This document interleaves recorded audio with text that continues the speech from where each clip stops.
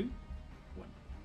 Hello and welcome everyone to Charmed Fantasy, where we are doing Sleepless in Drakkenheim, a continuation of a game that was a module created by the Dungeon Dudes that we are enjoying very much. And yeah, if you're here, it means you've watched several episodes or you're just kind of catching and checking us out. Feel free to just like, comment, subscribe, and tell us what you're vibing with this wonderful group. I'm Charm. I'm your host. I get to be a player with some of my best friends, and as well get the amazing treat and luxury of having featured DM Josh Henderson here. He looks like he's just casual and calm and distracted sometimes, but he is laser focused, like a predator listening to our heartbeats as we play. He's that in tune with us. So do not be fooled by this one. Yeah. Don't move. He can only see movement. So yeah. Anyway, I'm playing Erasmus von Kessel, and that has taken me a while because I just recently discovered my lineage was, my surname was a lie to protect me, as I am a young, just turned 18 recently, a young man who is probably, you could say, both emotionally evolved and also stunted by trauma of being in Drakkenheim my entire life. In and out of Emberwood Village, Camp Dawn, and Drakkenheim's all I've ever known. So thankfully, I'm surrounded by the ever-cultured companions. Boy, are they cultured. Lots of bacteria. That's like a petri dish. Yeah, absolutely. They know more than me, and I trust them. But I'm starting to see, as a child does when they get older, into that age where they realize there's some holes in the adults and their stories of having it together. But yeah, I'm playing an apothecary mutagenicist, or mutagenist. I always mix it up. And I may be doing my first multi-class when we level up somewhere in the mix. So you'll be surprised to see what that is. With that said, passing it off to Laurie. Fair enough. Now I'm like, oh, what are you going to do? What are you going to do? Hey, I'm Laurie, and I play Ryan DeLine. Ryan is a half-elf cosmic warlock. We're at 6th level. A cosmic warlock, again, totally digging it, really focused on getting the powers from the cosmos or something. Ryan's around 30, grew up in Drakkenheim, was out of town when the meteor hit, and her family got eaten by monsters about a year ago, and now she is spending her time in the city, doing what she can, trying to get her head on about her and figure out what this future life is going to look like now the past one's gone. Having fun, I think. I'll let you know about the fun after. Yeah, give me a minute or two. Isaac's up. Hello, yeah, I'm Isaac. I'm Conflux Creatures. With my wife, I'm Conflux Art. We make dice online, and also Better Monsters and Oh Hi Mark on Reddit. I have terrible branding, but yeah, that's me. I'm playing Phalles the Curious, a weird bug guy, formerly a totally normal wizard of the Amethyst Academy, and now just really diving headfirst into transhumanism. So yeah, we're gonna see how that ends up for him. It's only gone well so far, with the exception of his eyes and skin, which haven't made the journey with him. Other than that, though, it's good. Hi, I'm the same person minus eyes and skin. Oh man.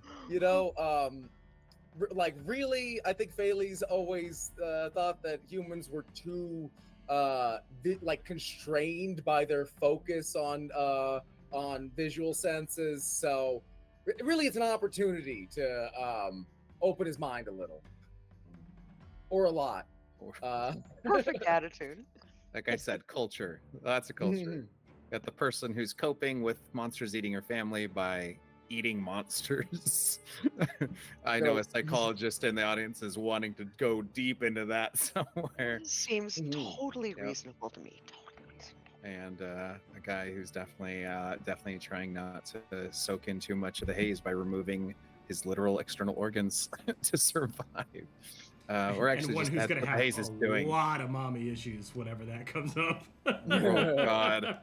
We already had mummy issues. Now mommy issues. All right, passing it off to the masterful dungeon master of this Drakkenheim realm, Josh. Hey everybody, welcome back. As you may have noticed if you have listened to this campaign so far, the players, however, have not noticed because they cannot hear it. The combat music is playing. We are ready to go.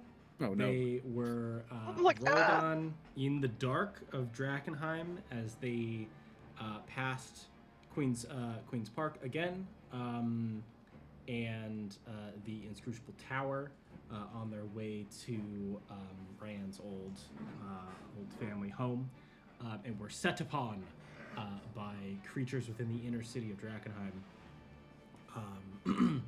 About three larger shadow-like creatures, and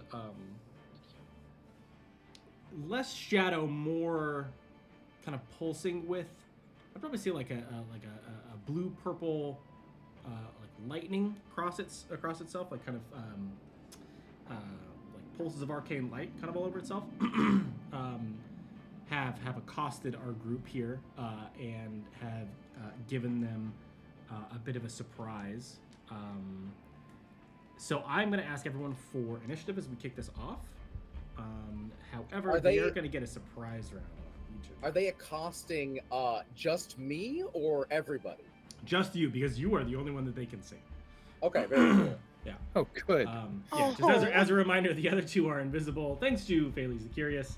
And while Phalese was as well hidden as could be expected,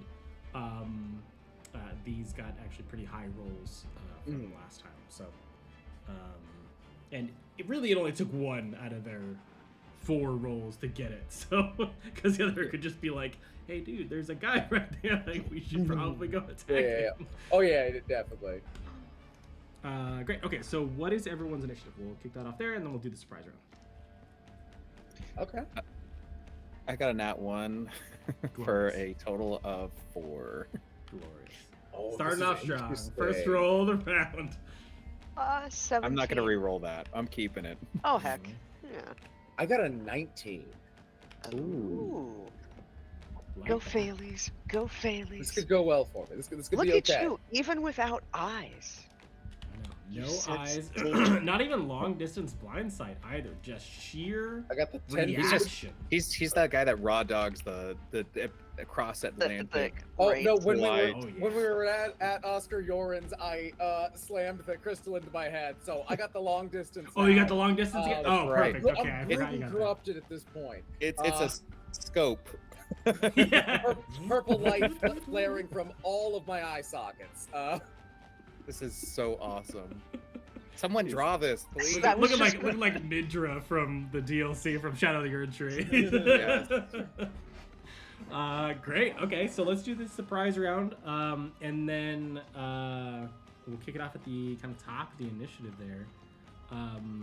Just double check the roll because I haven't done the surprise round in a long time. Surprise. Keep in mind, you So guys all surprise still is gonna have aid. wear off on my turn. So it's possible I won't be surprised by the time they attack me. Well, so that's actually what is your dex? My dex is Your plus. My modifier is +2, so a Plus total two- dex plus two is 14. Pretty good. Okay. Great. Okay. So a couple will go before you, but not many. Damn. So Almost. yeah, honestly you cut out a good portion of them. I mean, was expecting them. it doesn't actually do anything for me. But if I had gone first, then I'd be able to use a reaction. But yeah. There have been recent discussions about should initiative even be in this game, and I argue for this exact moment. It feels good to have a moment where you can mitigate people getting the jump on you because you do have a sense of fast reactive ability. Yeah, 100%. Like you could just have a party member get straight murked in the first round, Oh, which it never happened. feels good for that person. No. Yeah. As dramatic as it is, it never feels good for that person. They're like, but I was gonna do so much cool stuff, and then just now I'm dead. Yep. That is the classic me move. Yeah. We just call that the Isaac or the Phales. Yep. Okay. You know, Bailey's is coming out pretty okay so far. Bailey's hasn't had bad luck yet. Mm-mm. But this could be it. No, it's gonna be fine. Fine. Yeah, I got double digits of hit points. I'll be okay. Oh yeah. Only you'll 4 be fine. enemies. Yeah. Oh, it's You don't even fine. need the other two to come out of invisibility. You can just take them yourself. Oh yeah. Great. And Okay. yeah, true. Plus, don't forget the age. We got that going on. Feeling stronger. So as you are walking through the street, it's not nighttime, but again the haze is a reminder because we haven't had this really crop up. The haze creates a kind of dimmer light because it does block the sun. But it blocks the sun and it lights a little bit, which is why it's really difficult to get long rests in. Is that it's kind of like summer in Iceland, like near the North Pole. It's like sun doesn't really set. It gets just a light, like kind of dimmer, right? But like it doesn't really set. So it's hard to tell what time of day it is, and that kind of messes with perception just a little bit. But you see these 4 creatures. They pretty much just kind of pop out of the ground around you, and you are the only one in the street that you can see. Obviously, well, no, you can see them both, but a casual observer would just see you walking down the street. And because we were sneaking, I don't think I think my sword is like concealed. I don't. That would be my guess too. But even if it was, like, it's still, it's just you like walking on this street. Yeah. Because your sword only does dim light, right? No, I think it's bright light. Is it bright But light in melee? Maybe not. Let me double check that. I thought for some reason I thought it was dim light, but could be just dim light. yeah, just let me know when you. It's called Twilight, so it could go either way. Yeah. I'll make a note. Oh yeah, I forgot. Can you check? I sent you the stats. Oh yeah, I'll check try and the find this real- original. I can find them, but yeah. So you are essentially walking alone down the it street. sheds bright light in a 10-foot radius. Okay, that's what I got. like a torch then. Okay, cool. But I'm not hanging on to it right now because I would have it hidden. Right.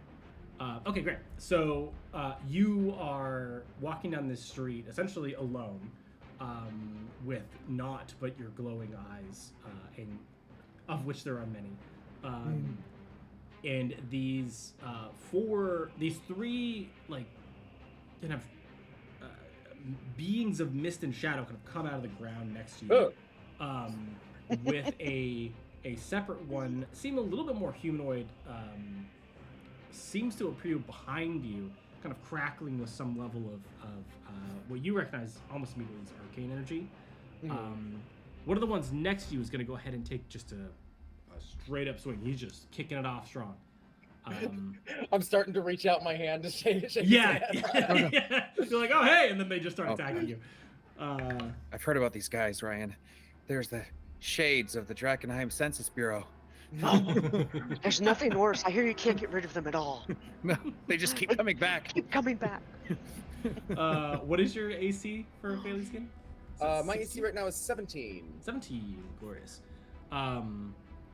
So one of the creatures kind of reaches out to swing at you, and you hilariously start to reach your hand out to shake it, and that movement, that slight sideways movement, it just swings right by you, and misses. And then as you're watching it look miss at the elbow swing, bud. yeah, exactly, totally. I mean, you gotta. And it swings, and as it finishes its swing, you could tell, you kind of see if it could if it could show emotion. It looks disappointed, and then it kind of starts to disappear. Yeah. And it is going to hide, which means I will stealth. Okay. And we're in dim light, right? I don't have dark. Oh wait, no, I have blind sight. So, you have blind sight. Yeah. So no disadvantage, Nope. but only if he's within the area I can see. So Which is still like 30 feet, right? only 30 feet. Yeah. Yeah. So if he goes at all further than that, I won't be able to see it at all. Well, and is Melancholy cruising around? Oh yeah, Melancholy is with me. I feel like she's probably walking right now. This is, yeah, like she's around somewhere is kind of what I'm imagining. She might be between my legs or half a mile away, but she's nearby. Classic cat. Okay, great. So that one's swung at you, missed, and then seemed to kind of like to the the two of you. It seems to kind of like step backwards a little bit, but doesn't fully go invisible because I think each of you have blind sight as well, right? Mhm. Or is it just you, Yeah, Rand? wait, yeah, I have blind sight Yeah. from one of my litanies instead of formulas. Yeah. Right. No evil shall hide from me. And so it kind of like misses out, but still, you know, very much visible for each of you. This one. What do you think that holy blind side is like? Do you just have like a little like Frisian directing you to like where something invisible is hiding nearby? So it's Interesting. definitely the being possessed by a spirit, like a saint spirit, Uh-huh. would definitely Oh, be you like can like see into the wraith Yes. world a little bit. Yeah. very very like Lord of the Rings vision. Yeah. Sorry, I'm doing. I love Okay. the formulas. And we're seeing this, but they haven't seen us yet. They haven't seen you net. Okay. You yet, no. You net. Got it. Best That's time to get just- an at one when your enemies can't see you. Right? 100%. So glad. So we just see this happening. I'm just going to reach out and kind of feel for Ghost. Just give a little It's grab. my butt. Hey, get used to it, young man. You're looking good. Oh God. Are you grooming me? No. Cut that part out. Totally cut that part out. Just, This is- I'm just doing. she a was quick reciting grab. part of the YMCA, the opening bit of that song. Yeah. Quick little grab on his shoulder, just letting him know I'm here, and we both see this. Still gonna stay quiet. Okay. Young man. Get Sorry. used to this touch. I said, young man. And if it's relevant, Yes. so I don't remember how the shadow ability works, but if it's invisibility, like in darkness, that's like advantage on their high check and disadvantage on perception checks made to perceive them. I think that might rules is written to apply to blind sight too, but that's obviously stupid. So Yeah, go that either would way be on that. really weird. I mean, like, what's the point of blindside at that point? That seems bizarre. Right? Okay, so if we're gonna play it the reasonable way, then my passive perception is 13. Great, okay. If they're hiding within the range of my blind sight. Great. Okay. Cool. That's fine. Okay. Good to know. Great. So yeah, swings starts to kind of like fade out. Sorry, that train is so loud. Oh my! I live next to the train tracks. I forgot the window was open. Let me actually close it. Thankfully, we can't hear. I can't. Yeah, it's hear. not Well, you coming guys through. can't hear it, but it's definitely going to be in the recording. I'm sorry. That is. Oh, that's right. It's so loud, and it is a massively long train. Oh my god! It's like a mile long. What is going on? Make it stop. Holy cow! I told you not to move next to that strange military supply base facility. Yeah, apparently. Military helicopters flying overhead. Military The guy yelling, train. "Snake! Yeah. Snake!" Yeah, the whatever that atoll or that string of islands in Alaska. Yep. Yeah. How strange. So weird. There's a documentary about it. So yeah, it swings, misses, kind of fades into the background, and the almost more humanoid creature from behind you kind of takes a step towards you a little bit more, and as you're each watching, raises a hand, and a massive amount, almost like the like aurora borealis kind of colors, start to appear and pulse and twist in a large area in front of you or around you. So each of you, go ahead and make me a wisdom saving throw. Oh, Ooh, okay. We're okay. yeah. I'm very glad that's where the high roll showed up, because that scares the shit out of me.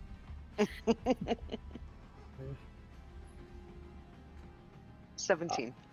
17. You know, Great. even with a wisdom modifier of +0, that's a 19.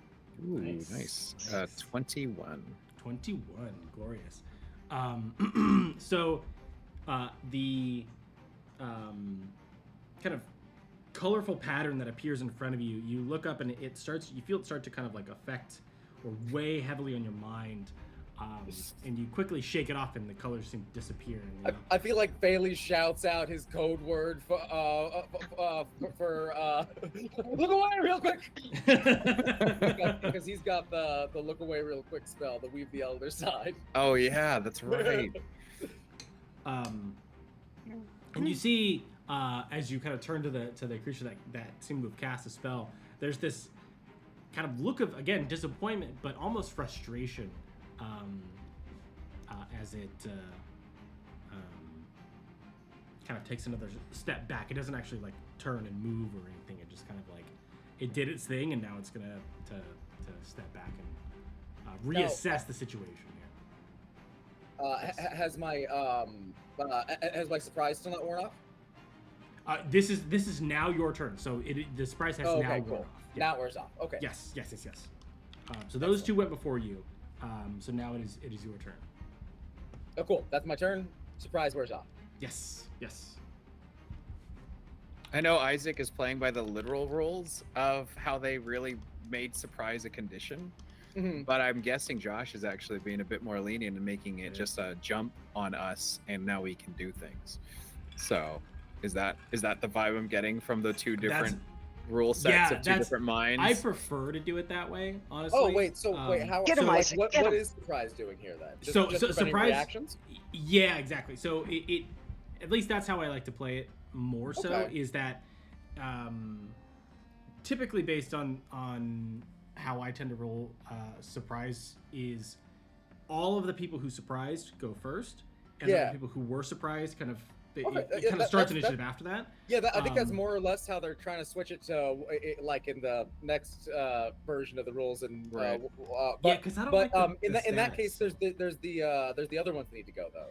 Okay, right? so do we want to do it that as opposed to let's do it that way. Of just they all get to go first. Okay, we'll do it that way, and then we'll just jump back into the initiative order, which again failures will put you in third. Okay. Cool. Thank you. Yeah, because I don't like the status one. It's not my favorite. Yeah, I think what they're looking at switching to is surprise gives the surprise characters disadvantage on their initiative rolls. Oh, that's cool. I think that's what they're moving to. So it Okay. still has an effect, but it's no longer this is now a totally different encounter sort of thing. Yeah. Okay, cool. Yeah. All right. Well then, okay, the other two then, we'll kind of just make this quick. They're just gonna. You're the only one that's visible, so they're just gonna attack you as well. I'm gonna roll both. Come at me. Okay, so one of them hits you. Where am I die? Don't worry about damage. I am going to disappear into. I'm going to vanish into the space between worlds. Sick. Okay. So like once again, and like after narrowly avoiding the last one and shielding my eyes from that one, I'm just going to stumble through a crack in existence and disappear. Okay. And we hear a little. Great. Okay, cool. So you see Bailey's just dodge like two of these shadow creatures' attacks. There's this light show that happens, and the third one goes, and it seems like it's just gonna like no longer just swipe at him, but punch him in the face, and he just kind of goes "Whoop," and disappears in front of you. Amazing. So now you have these four creatures standing essentially in an empty street, which They is can always a try to very fun situation. Detect to any be in. hidden creatures? They can't. No, they don't have. I mean, they can do it, but they've already done their turns. So. Oh right, I thought there was one more that hadn't gone. No, I rolled for both. Oh, okay, gotcha. Yeah. So it was two attacks. And I assume that you just rolled it on the first one. That was Yeah. So then top of the round. Yeah, so top of the They're round, just no like, game. oh, wait, what's going on? Was Pretty this a much. trap? Yeah, Did we get they're lured like, here by an illusion? yeah, they're like, why is there no one left in the alleyway? They would have no reason to really like look for invisible people outside of the one area. So I'm gonna say I'm still gonna roll perception, or I guess perception. Disadvantage. I'm gonna roll with because of that. disadvantage. And if each of you want to roll stealth, go ahead and roll it with advantage. We'll do that. Oh, Take these guys on, or do we just let them go? I think maybe straight roll. let him go. Yeah, for I roll. rolled a straight roll because of my half plate, and I'm really happy with it. Because I don't think, am I proficient in stealth? Let me check. I'm not. So oh no, I am. Never mind. So that is a 24. 24. Okay. Would you get, Laurie? Ryan? 21? 21? Okay.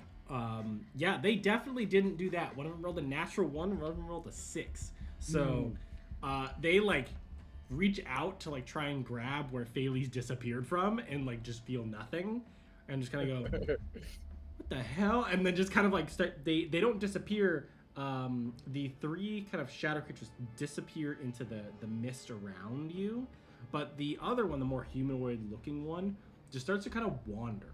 Like starts to kind of wander the streets around, you know, looking in alleys, like flipping stuff over, like poking around, like looking for Phalese. Oh, this might be important, but probably not. So where I am right now, I can only interact and be interacted with by other creatures in the space between worlds. So yeah, I'm hoping this is a barren patch there. Do you want to roll an encounter roll? No, I'm just kidding. Oh, God. We can find out.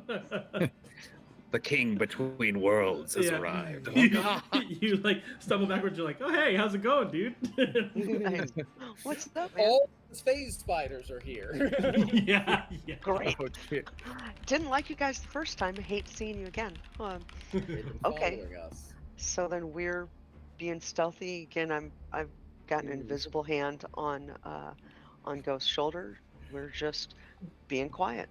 Are they like interacting with each other? Like how much anthropomorphism are we seeing here? Are they like turning around and shrugging, like kind of, but like maybe not so much, or just kind of milling around like a confused bug? That's kind of more what it seems like. Well, the one that is wandering, which is the only one you could see, seems to have some level of intelligence to it, but. The problem is that it's not like the fight went on for a while. It only thought it was you, and you're gone. And so it's just this idea of like, well, now what? Like what? You know what I mean? Like he's just gone. Like he's got to be somewhere. And so kind of poking around, but not really putting 2 and 2 together. And so left long enough, they definitely will just wander away. Like that's the vibe. Is that it seems like they'll wander. It'll be a bit. But they will eventually disappear. The other 3 are just kind of like gone, quote unquote. In that case, let's kind of skip to my turn and see, maybe if I can try to hide, because I can. When it works kind of like Blink. When I teleport back in, I can choose a spot within 30 feet. Like if I can try to use my action to hide right away, we can see if they notice me reappearing. I have an action right before that. You do, yeah. And I would like to, because I've seen you do this before. I would like to get an opportunity to use something that isn't going to break my invisibility to distract them long enough for him to pop back in and do the hustle away. Well, so why? How long can you stay in that space? I automatically pop out at the beginning of my next turn. So if I could just stay there, it would opportunity. be a different issue. But Right. Okay, gotcha. Okay, so then we won't drop initiative for this yet. Let's see if we can hiding before maneuver. you plan your kind of move here, you could only see one of them, but it's pretty safe to assume that the other 3 are still here. It's just you can't see it. Like like even with your blind sight, 'cause it's only 10 feet, like they disappeared and then they just kind of like moved out of your sight. That's kind of the they disappeared back into the shadows. So Got it. Just a quickie, and we've got invisibility, not greater invisibility, right? Right. Yeah, it'll drop once you make an attack. Cast Yeah. a spell. Got it. Right. Okay. So, do anything? and you can also look closer for these if you want. But You could just object interaction, throw a rock. I was looking at my list of things that I have that could really sell that you've kind of moved from one place to the next. And if there's a window, I would like to throw a rock into the window and make it almost sound like he's somehow magicked his way into that building. Smart. Turned into a bird and crashed into the window. Yeah, like it just happened so fast. It's like a mage can do all kinds of weird shit, you know. Mhm. So yeah. Okay, yeah. So go ahead and do. Go ahead and just do an attack roll, like I guess it was like a thrown weapon. Well, here's the thing, but that'll go invisible if it's an and attack, the right? rock's gonna hit somewhere, no matter where it lands. It's not so important Yeah. where Right. the rock lands.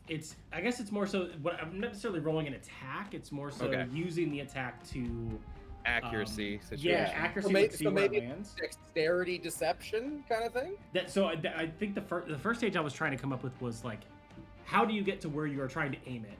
And then Sleight the of second hand. is how cool is it going to sound, or how convincing is it going to sound? Yeah. Can I do a sleight of hand? Sleight of just hand. kind of, because I need to hide them Yeah. from seeing where it came Yeah. from. In terms of like where it lands, the only important thing is like general cardinal direction. Right. I need them to Yeah. not see my hand pick up the rock, or the rock Okay. go invisible, and then it And then leaves the need it. space. Yeah. Okay. Yeah. Okay. Yeah. Do sleight of hand. Okay. Yeah. Just that do is a going to flat be sleight of hand, and we'll call it that roll for both. okay. So no advantage, no disadvantage. That'll be a 23. Nice. 23 is great. So yeah, you and Ryan, you don't really see this. Really, you feel it more so. Is that you feel Ghost kind of move, maybe even for a second, kind of like out of your reach. Because at this point, like you're attacked, you're gonna kind of like hold on to something that you know is there but invisible, Yep. so you can kind of get the vibe of what's going on. So you're like grabbing, his cloak or something, and you feel a tug as he, reaches down, grabs a rock, and you're like, oh, that's weird.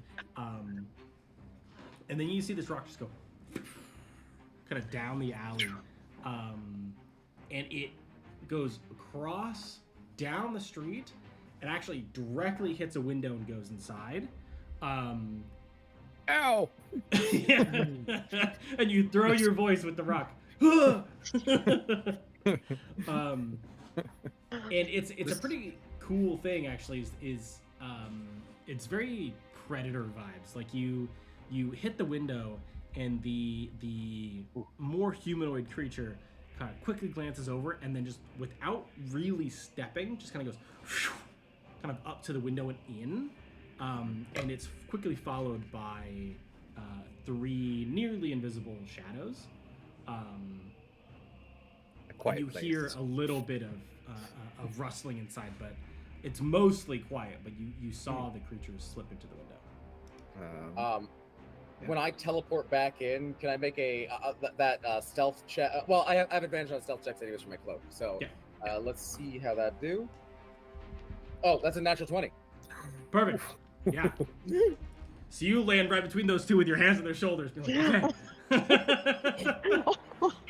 Let's get out of here, guys. Those creatures seem awful. Shut up. Great. Let's go. Let's go. So,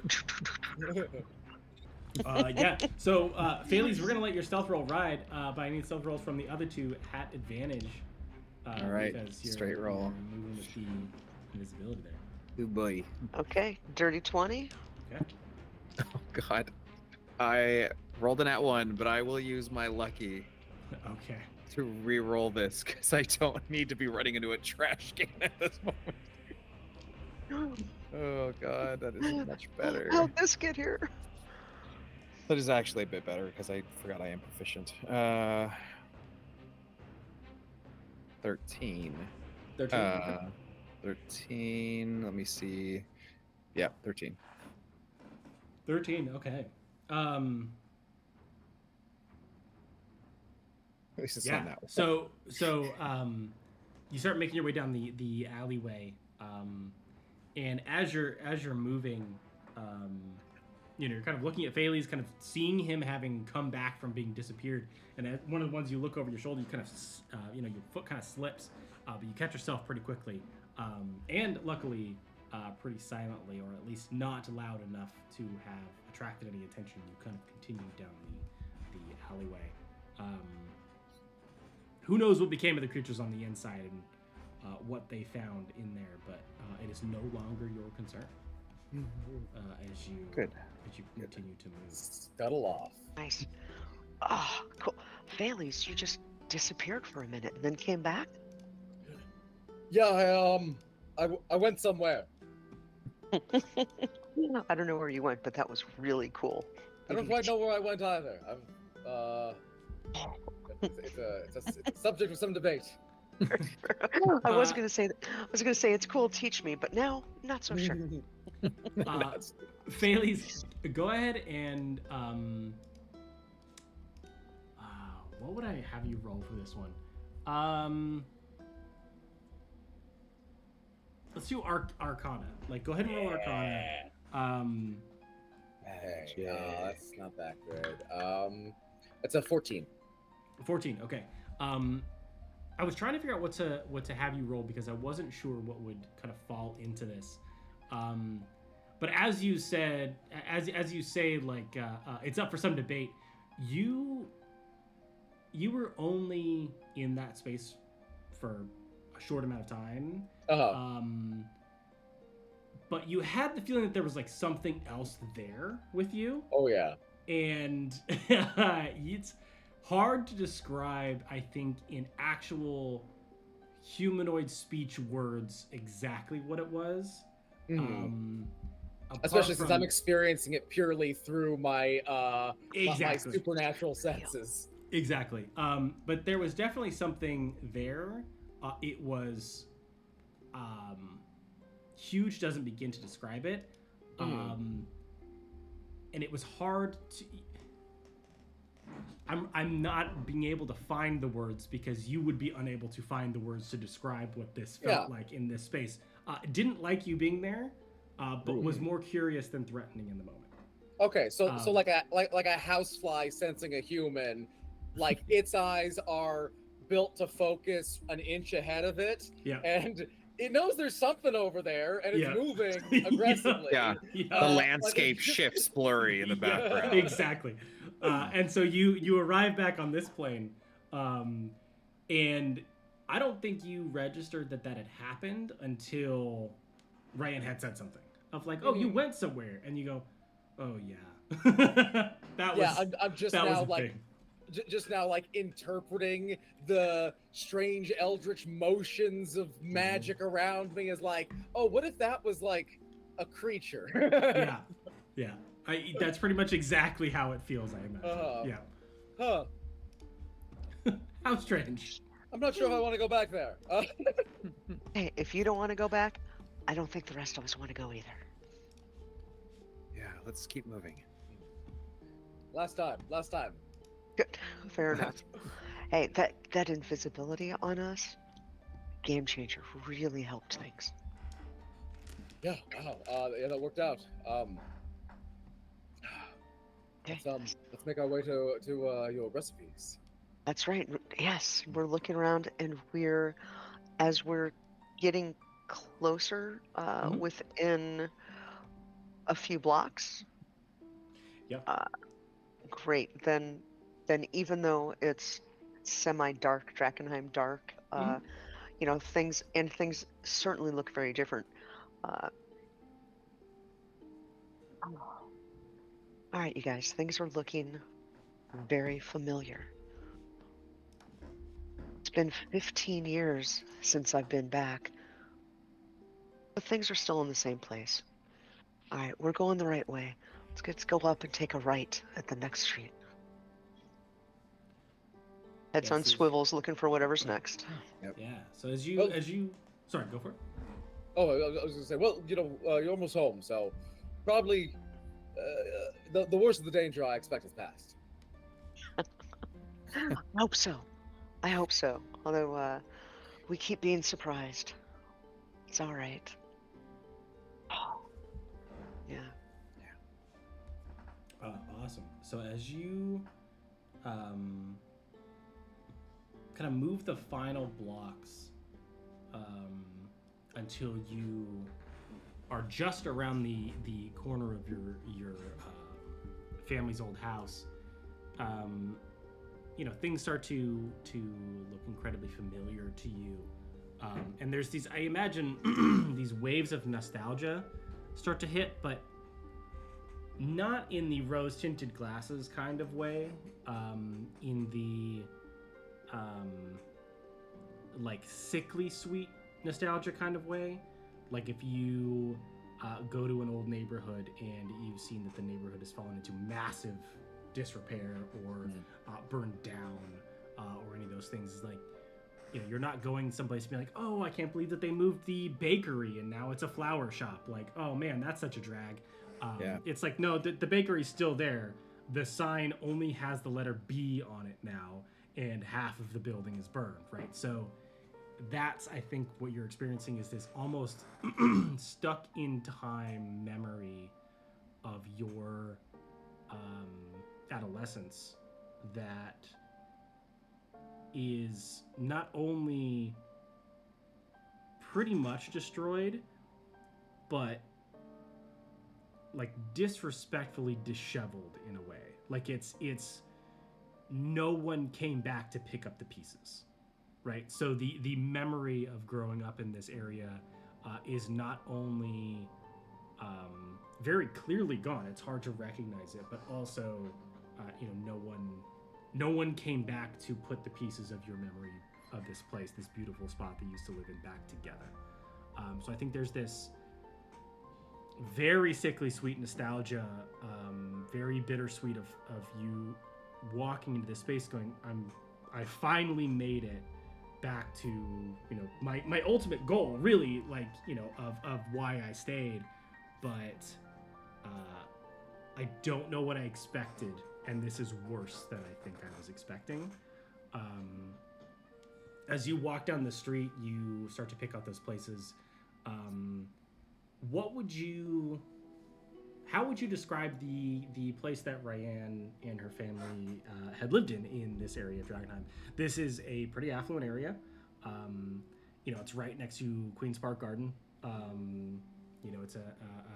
It's literally like maybe half a mile from the actual castle. Around the corner, at least 5-10 minutes walks, are dignitaries, ambassadors. I mean, this is very highbrow level stuff. And maybe a quarter mile from the inscrutable tower where the Amethyst Academy was held. I mean, this is a very affluent kind of neighborhood. So how would you describe kind of Ryan's house in this urban neighborhood? Yeah, great. So as we're walking through, Ryan, talking to the guys, also to herself, talking to herself out loud. It's hard to see it like this. This used to be remarkable. It was beautiful. Our restaurant, and we'll be there. Well, probably won't look like anything. This was such a great place to grow up. The restaurant, the Queen's Feast, and it was nice.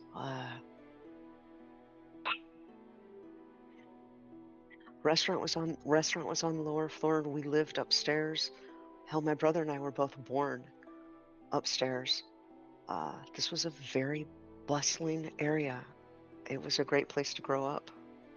It seems lovely. Yeah, Ghost, you would have. It would have been nice if you would have had the opportunity to see this before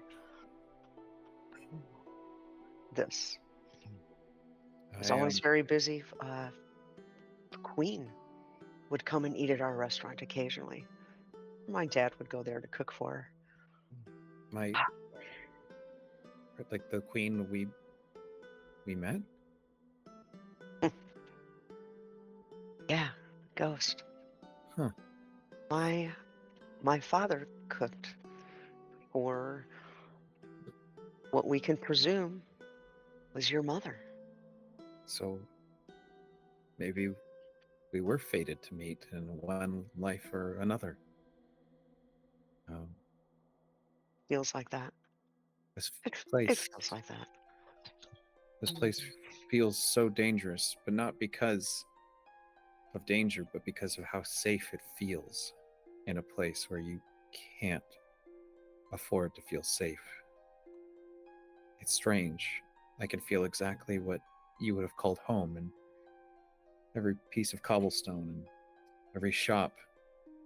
I can almost see the people, far more friendly than Emberwood ever was. Huh. Yeah, well, it's just different. It was mostly a residential area. There were some small shops, but the restaurant here What's was what residential? was it? Ah, a lot of houses. As we're walking down the streets, if you could imagine, before the walls were crumbled Hmm. and the roof's blown off, put the walls back, put the roof on. These were homes. You had neighbors living next to you. We had neighbors a few doors down who actually had horses. And as kids, we'd go over and ride horses with them all the time. Okay, like Camp Dawn with tents, but with just stone buildings. Yes. Yeah. That's a good way to look at it. Man, it's strange to imagine Drakkenheim as anything other than a war-torn maze of, monster jail. But There's still a sort of community here. yeah, Just less friendly. That's true. yeah. It's I didn't know how I was going to feel coming back here. Part of me didn't think that I was going to make it back. Hmm. Couldn't have gotten this far without both of you. It's hard to describe how this feels. Let's keep going.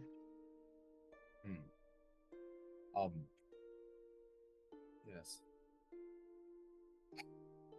I guess there's no like searching the area. We know where your where the Yeah. Queen's is. Yeah. Yeah, Oh, yeah. absolutely. So yeah, so as we walk on in, we get closer. And I think invisibility is worn off at this point. I'm imagining so. Yeah, but Yeah. Okay. what I will say about this area is that it's surprisingly quiet. I think in terms of Drakkenheim levels, it's like it still has a vestige of peace to it, which is a kind of an interesting feeling. Only most of the windows are broken. Yeah, I mean, like, to be fair, a lot of windows are broken Yeah. all over the place. But yeah, I mean, I'm trying to find a better way to put it, as opposed to if this area was looted and destroyed during the time of the meteor falling, it wasn't returned to. Yeah, Right. it doesn't seem like there's active monster battles happening here all the Right. time. Yeah, not really. Few so corpses in the street, like yeah.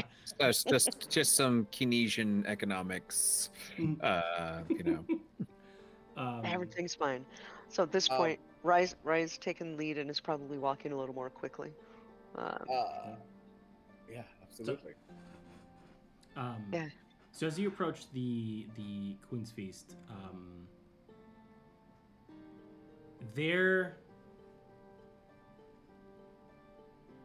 again, I think the closer you get to this place and your old home, the place of your birth, where you grew up, I'm gonna be honest, it's very Bob's Burgers, right? Like, this is kind of the plot place of your childhood and your adolescence. I think the bittersweet and the kind of sickly sweet feeling gets mixed with anxiety. The anxiety starts to spike. You know what you're gonna find here. There's no surprise. It's been a decade and a half, but I feel like there's no way to tamp that down. There's no way to mute it. You can try and control your emotions as much as you want, but this is the first time you've seen your place in almost 2 decades. What you find on the outside is a pretty interesting thing, and I think it kind of breaks your anxious reverie for a second. It's a little bit strange. Is that if you're walking down this street, it's Drakkenheim. Things are destroyed. Things are piles of rubble, things like that. But most stuff looks like it was ransacked and then left alone because it's just houses. There's occasional food places here, but nothing too crazy. It seems as though the vibe was something happened during the fall, which everyone kind of swept through this area and then never came back because there wasn't anything worth it.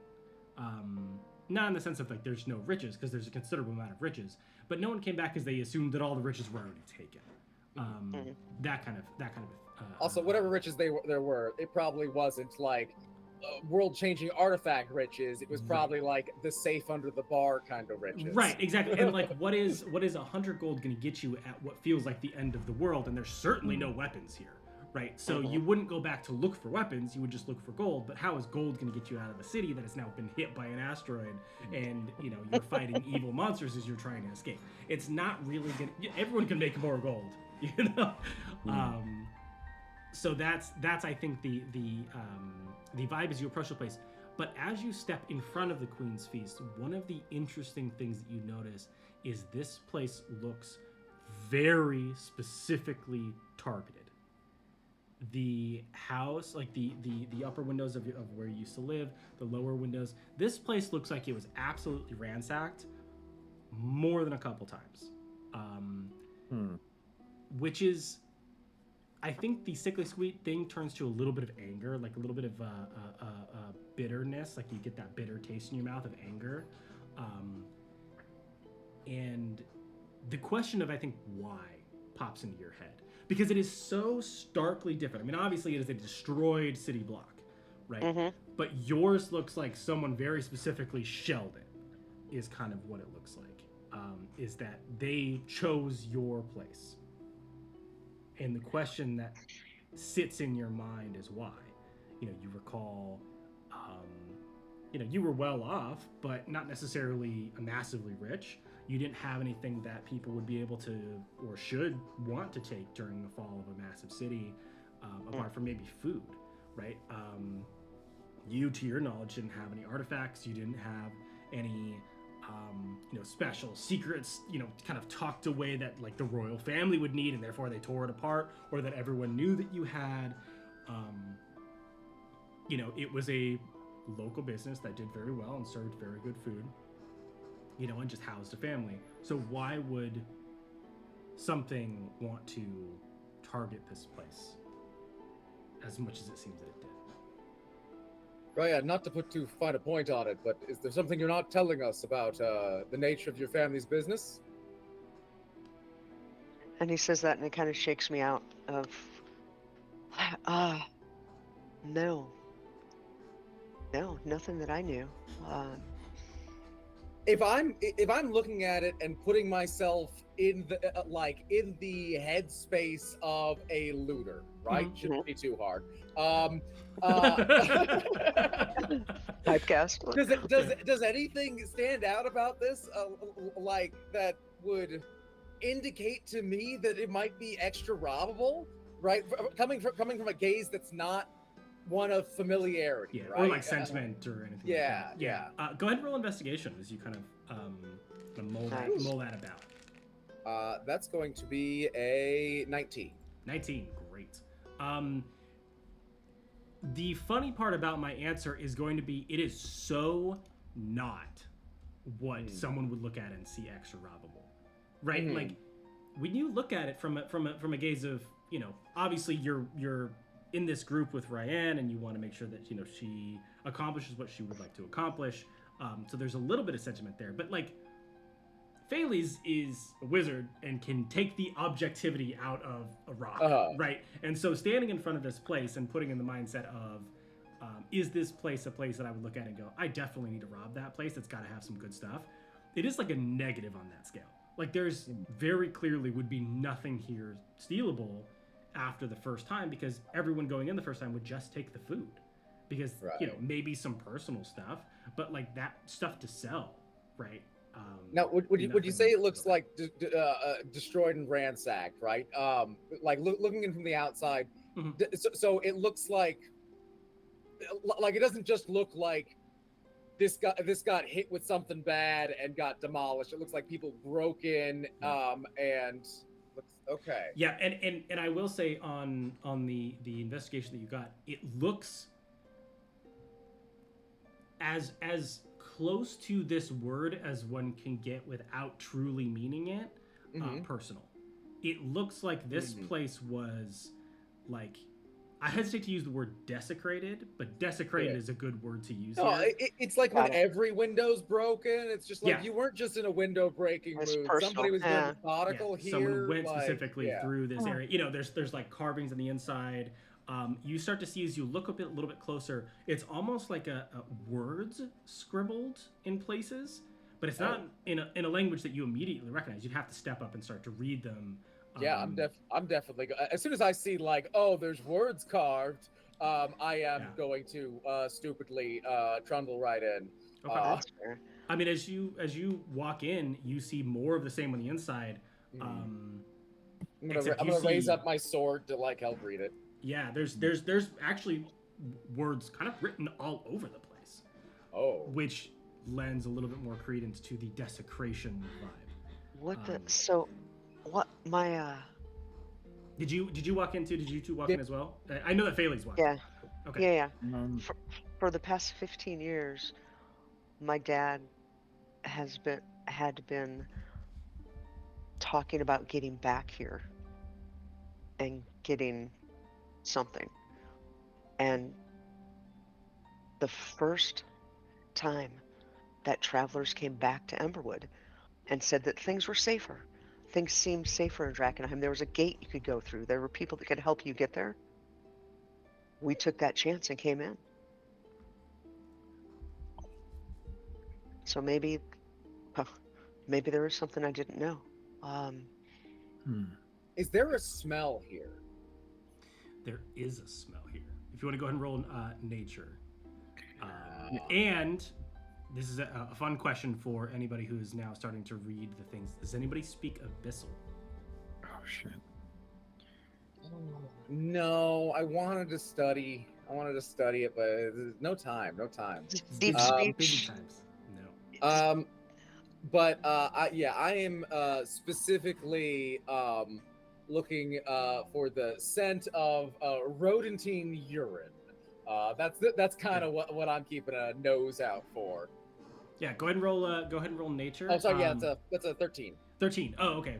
You don't notice a like a rodent smell Okay, good start. overtly. I will say, and I'm going to say overtly because Uh-huh. I have not looked up what they actually are. But there is a smell that you recognize. Okay. And it sits kitty corner to the one that you went in thinking it might be. Uh huh. A little bit more musky, a little bit less dirty. Okay. There are definitely, like what would be footprints or scuff marks across the ground. No shoes that you could tell. Humanoid? Definitely not humanoid. No. Okay. How big? Decently big. Probably your size. Okay. So like not small. Not crazy huge, but like not small. Okay. So humanish size feet.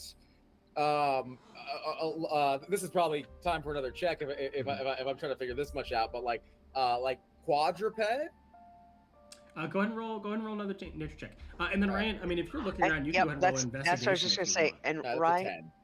10. Okay. Sorry.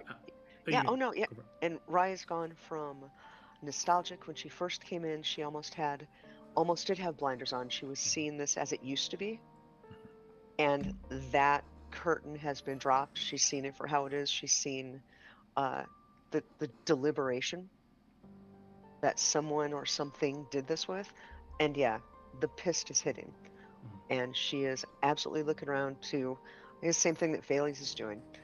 any sort of clues, who could have done this, and at the same time, she's looking to see if there is anything, any personal items, anything, Mhm. anything of value, more emotional value, Yeah. that might be around. Okay. But yeah, no, Um, we're pissed. We're pissed. It's personal. Yeah. Go ahead and roll your investigation, and I'll come back to your nature in a second phase. Erasmus, what are you doing? I am keeping our flank protected. I am going to position with crossbow and shield just near the entrance, looking down both sides of the streets, up into the air, listening more with my senses outside the building than inside, so I'm not like getting distracted. Yeah. But I will have, just before that, posed the question, as I'm seeing the wondering happen. What if the queen knows what was so important here? Or what if she was a part of it?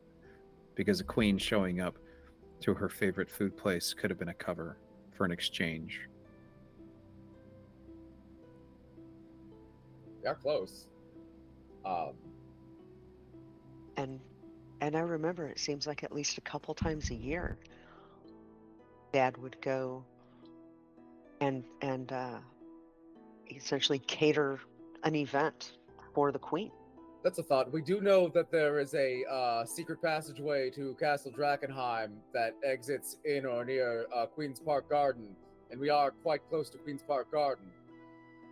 Hmm. Just a thought. Also, given the personal nature of this ransacking, I hesitate to suggest it, but do you have any personal items from your youth with you?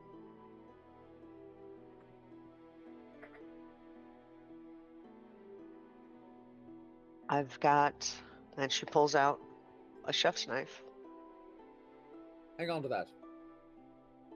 Absolutely. Okay, so we'll go to the nature roll, and then we'll go to your investigation. What'd you get for your investigation? Anyone? 21? Yeah. Nice. Okay, so Just a 10 for my nature. just a 10.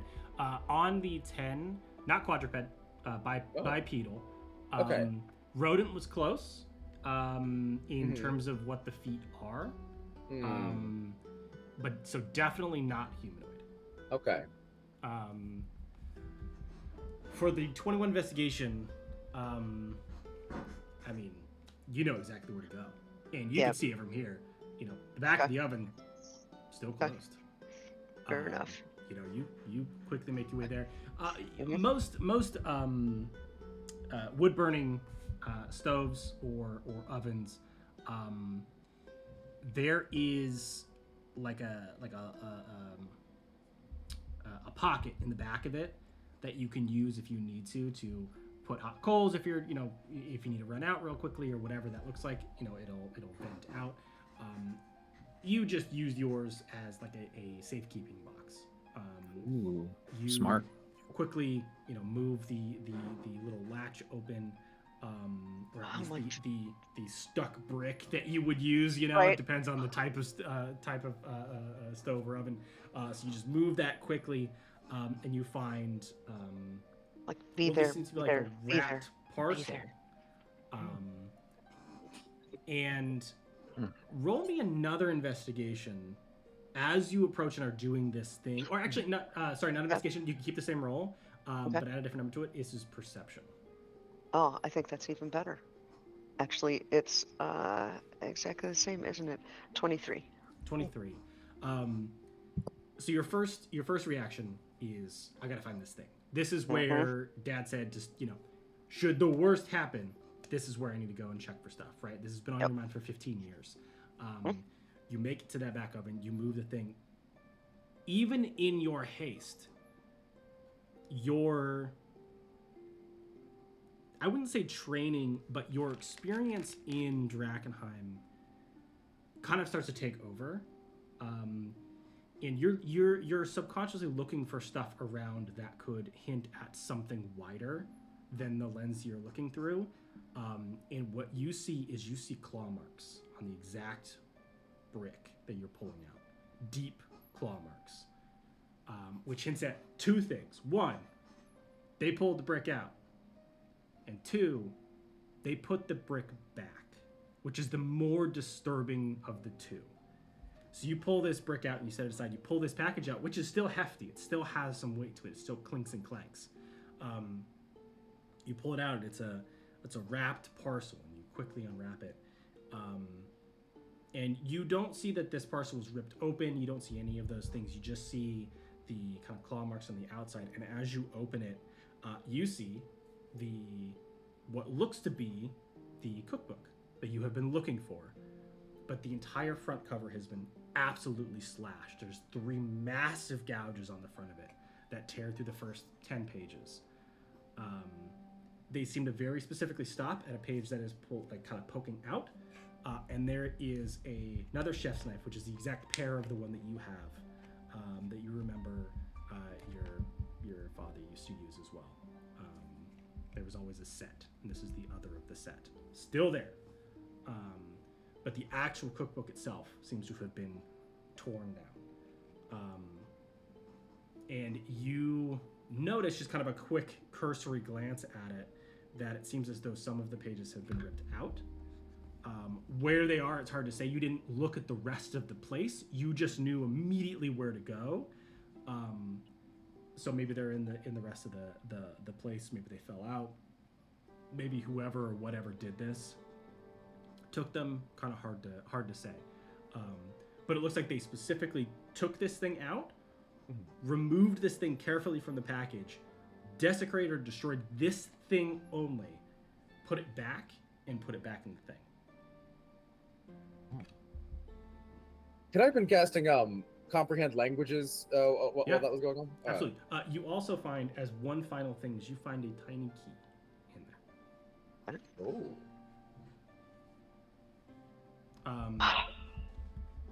So comprehend languages. What language do you want to try and read, Isaac? I want to see what's going on with this graffiti on the walls. So, is this the fun kind of graffiti or the spooky kind of graffiti? Little column A, little column B. So you see also, Rayan. Yes. Yeah. I never got to mention this because I don't know why I didn't answer, but it was I speak Infernal and Celestial. I don't know if you mentioned what. I think it's Abyssal. It was Abyssal. Okay. Yeah. Good, making sure I didn't miss out that moment. Which is the language that all the cool kids out here speak. I was never a cool kid. So you see Rayan rush off to the kitchen. Clearly, this is where she grew up. This is her vibe. She's going to do whatever she needs to do in this moment to figure out what the hell just happened.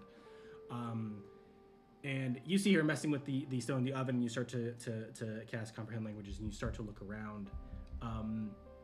Pheles, as you being you, would you start to read these things out loud?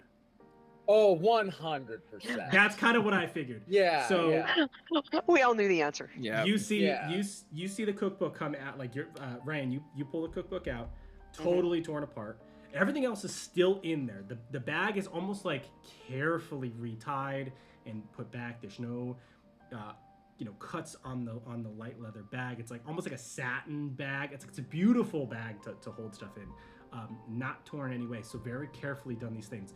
And you pull this cookbook out and you start to hold it, and you hear Pheles start to read a recipe off of the walls. And it reminds you that it is the queen's favorite recipe, and it was the one that your father used to make for the queen all the time. And Pheles, you just start to read off the walls.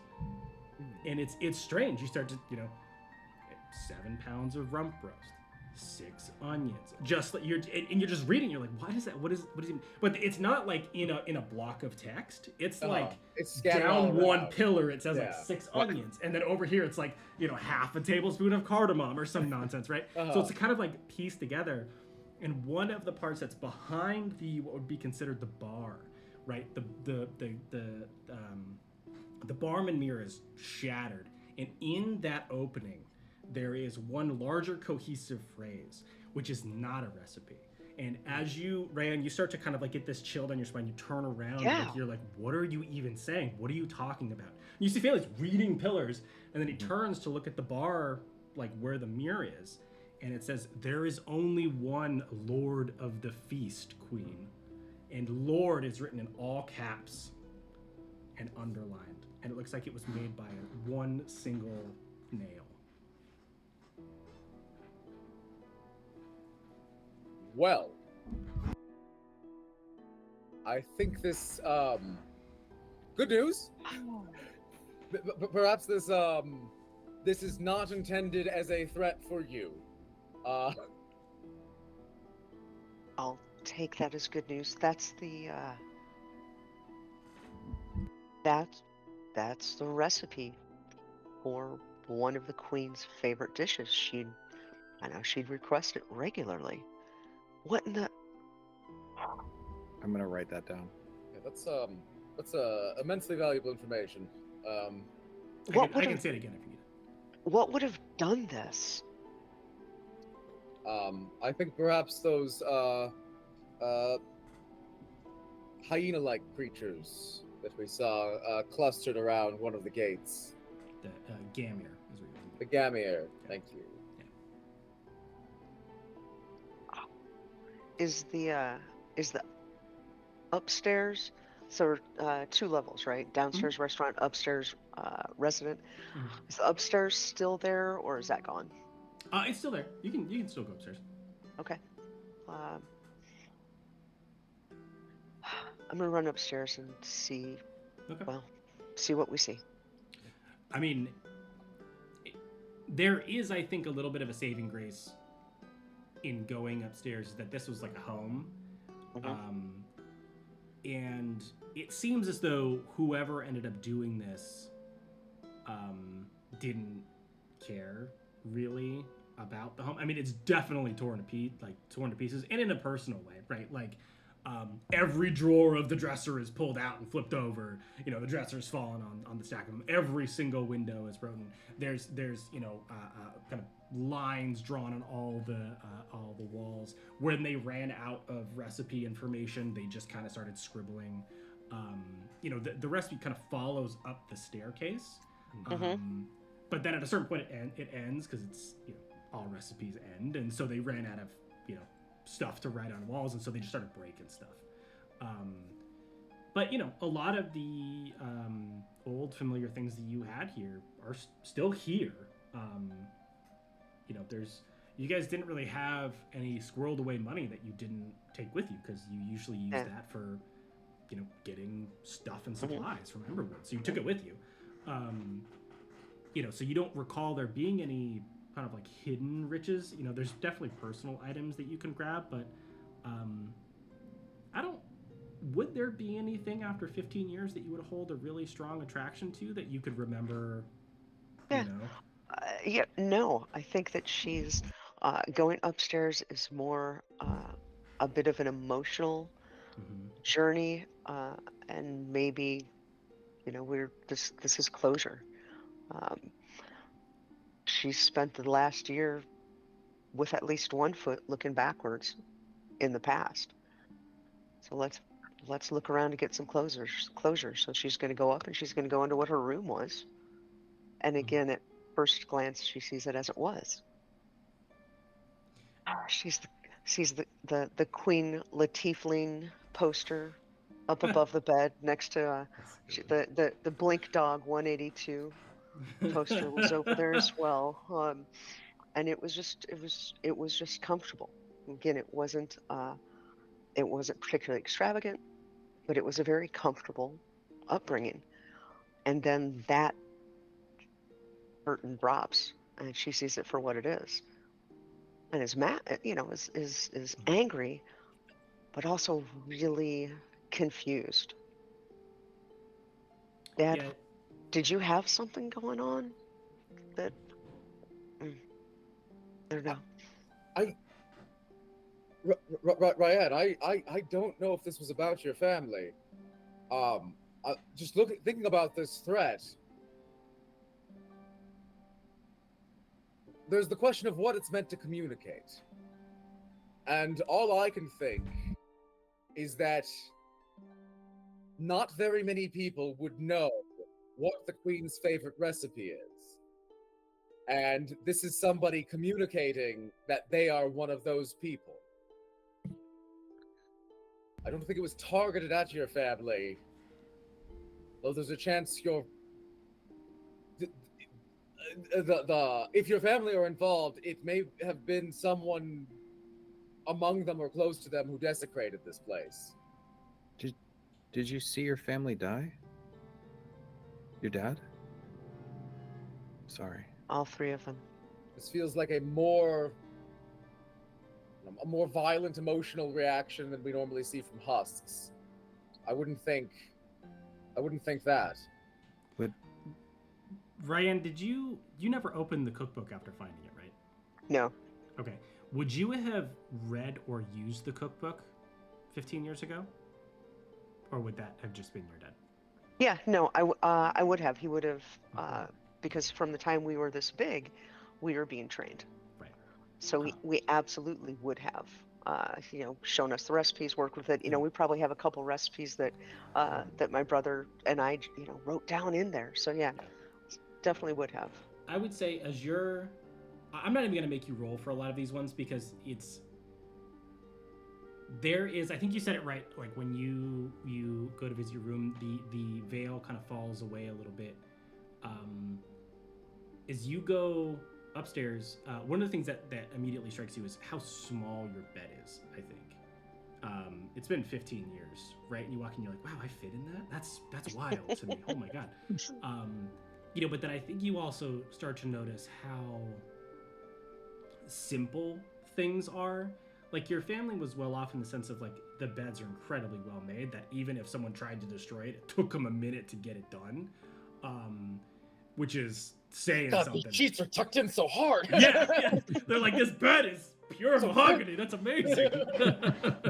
And so, like, it seems as though the desecration on this level is out of frustration than anything, right? There's harder to break stuff up here. Like, it's hard to destroy a dresser without setting it on fire. Even with a massive axe, it takes a little bit of time. So a lot of that stuff doesn't necessarily seem utterly destroyed. It just seems like someone disrespectfully went through the upper portion, started throwing stuff around and destroying it.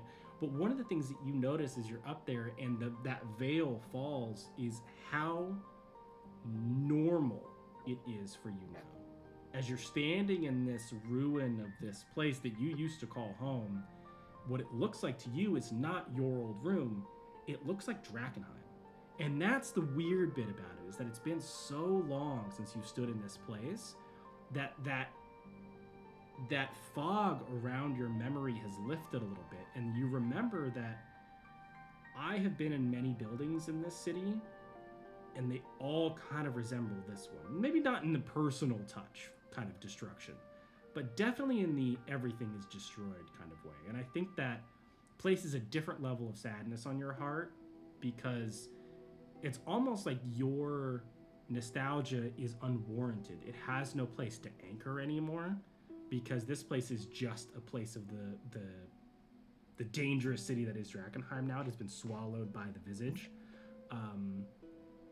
But I think that one thing that, as you kind of break that reverie and you start to kind of move as Scalise is bringing these things up of, is this a targeted attack? Is this a personal thing? The Queen's favorite recipe is a pretty specific threat. One of the things that comes to mind for you, whether or not it's relevant, is that when you open the book, the very first recipe that you see is the Queen's favorite food. So it's possible it was targeted because obviously your father was very close in terms of like cooking a direct meal. It also could have just been the first thing that they found. But it's hard to say, right? Like, it could go either way. It's a solid 50-50 because it's a very personal thing to carve something on the place of a restaurant or a place of an establishment that like cooked this specific food. There's also the message on the bar. Exactly. Right. So there's very personal touches.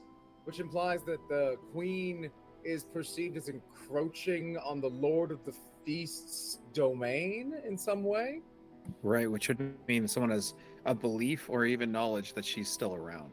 Someone, so yeah, well, and expected her to come here in search of her favorite recipe. Right.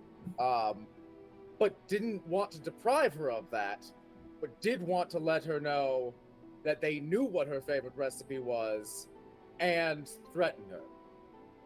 I think this is somebody who was close to the queen in some way. Or this isn't the complete recipe. They're teasing her with like 9/10 of it. Well, that would be enough to get there. If you would give a fully wrong recipe on every level if you wanted to do it as a mean joke. Right. But this feels. Who is unaccounted for among the people? Did the queen have any noted? I don't know. Her children. Advisors. I mean, the children. I feel like we've got a fairly good sense of what's going on with them. They abandoned her. That's true, but we don't know where they are. She's mad about that. Right. So what if they're mad at her? I'm stuck on who would have known where this was. This isn't out in the middle of everything. This is very well hidden. We need to talk to this Lord of Feasts. My parents knew, and my brother and I knew. And I don't know. I would be surprised if anyone else did. Should we talk with this Lord of Feasts? Somebody else must have. Someone knew the cookbook was there. And as we're talking, I'm taking a look through the book. Everything else seems fine. There's no other scrawling or any other messages or anything that's written that appears to have been newly written in the book. Yeah, so the recipe that's written on the walls is gone. Has been ripped out. It doesn't really seem like the other pages just seem kind of random because they're like, if a recipe takes 3 pages, it's like they took out the second page. So it doesn't really make sense that they would specifically take out a whole recipe because they thought it sounded good or that there was any special inclination to it. The one that they directly ripped out was the one that is on the walls. Any of the recipes that you added, any of the kind of additions that you and your brother added are still there. It's like the first third are like obviously torn through. But there's no kind of additional scrawling until you get, because there's always empty pages in the back.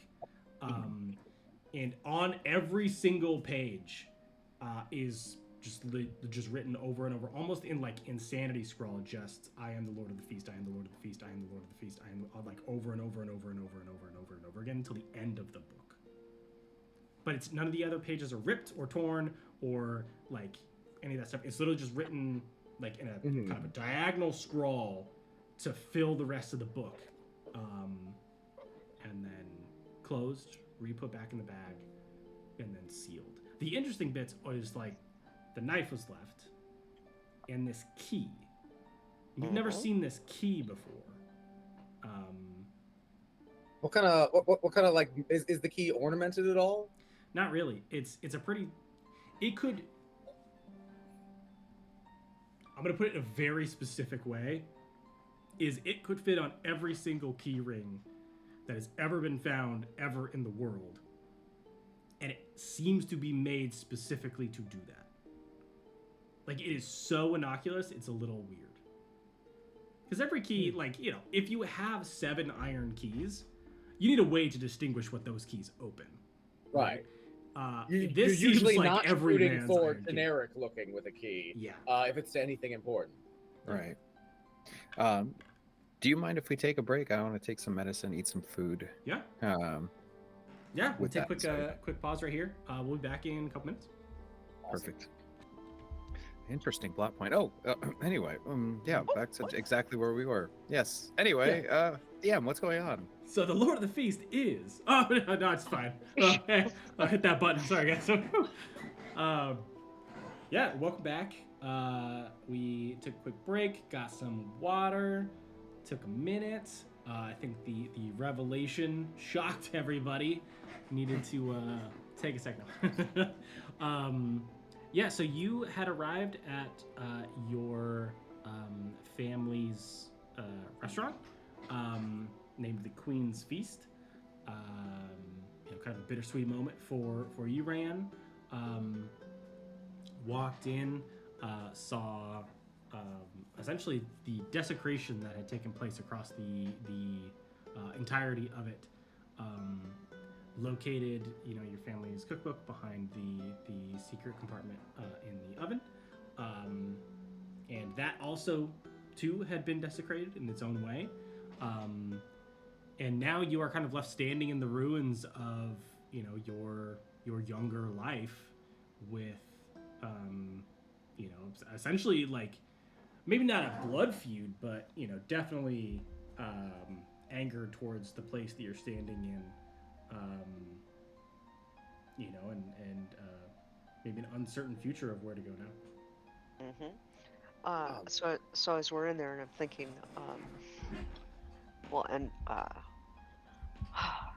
Faley's ghost. Have you? What do we know about the Lord of the Feast? So DM, I'm thinking we've been in Emberwood for the past 15 years. And Dad, my father was definitely talking to the folks that were coming back from Drakkenheim, because he was chomping at the bit to get back. So he would have been asking, updates. What have you seen? What's going on? Would I know anything about the Lord of the Feast? Is that something that I've heard of? Each of you can go ahead and roll history checks if you yes, would please. like. I love that. 14. 14, okay. 21. Ooh. 21. Dirty 20. Dirty 20, okay. Go, Isaac. Go, Faley's. Go, Faley's.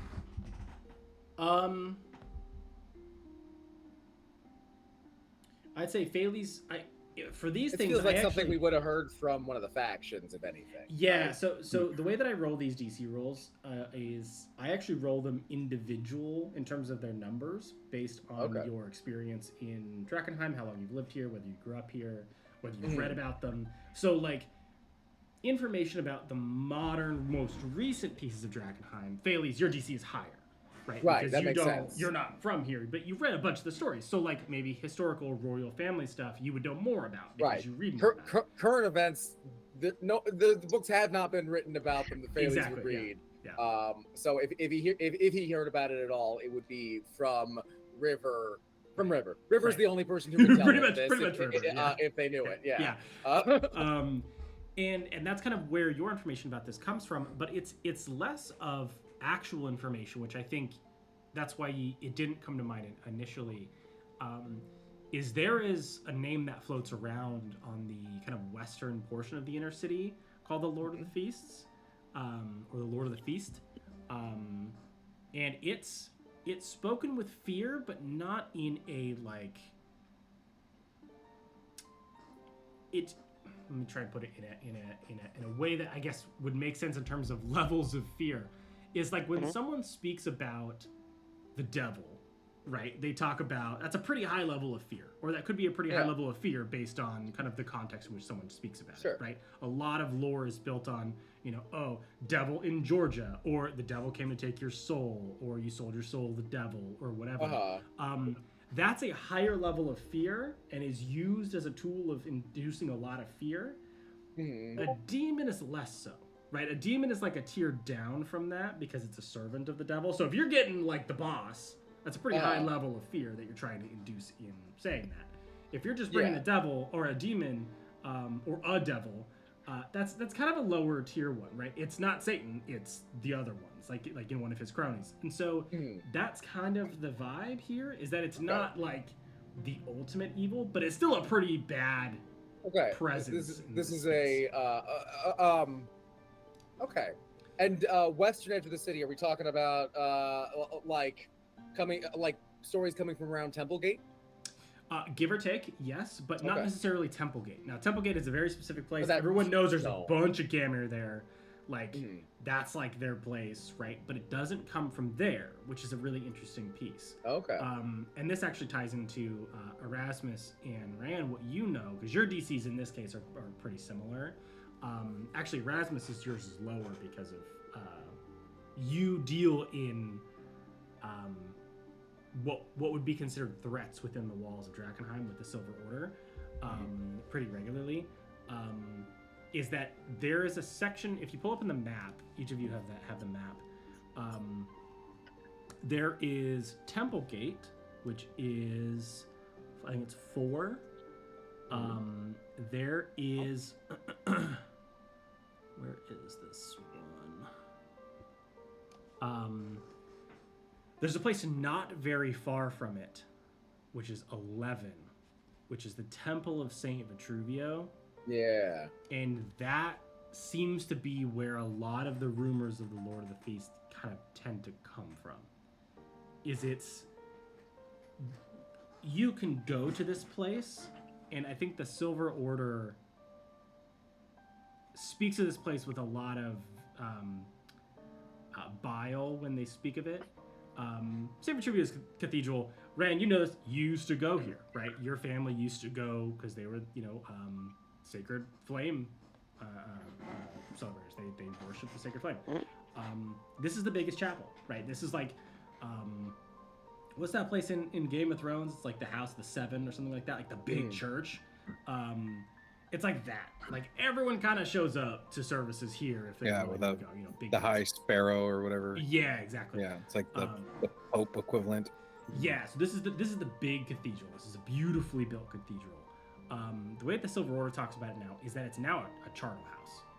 Like it is like a butcher moved into this place and turned this place from what used to be a holy ground into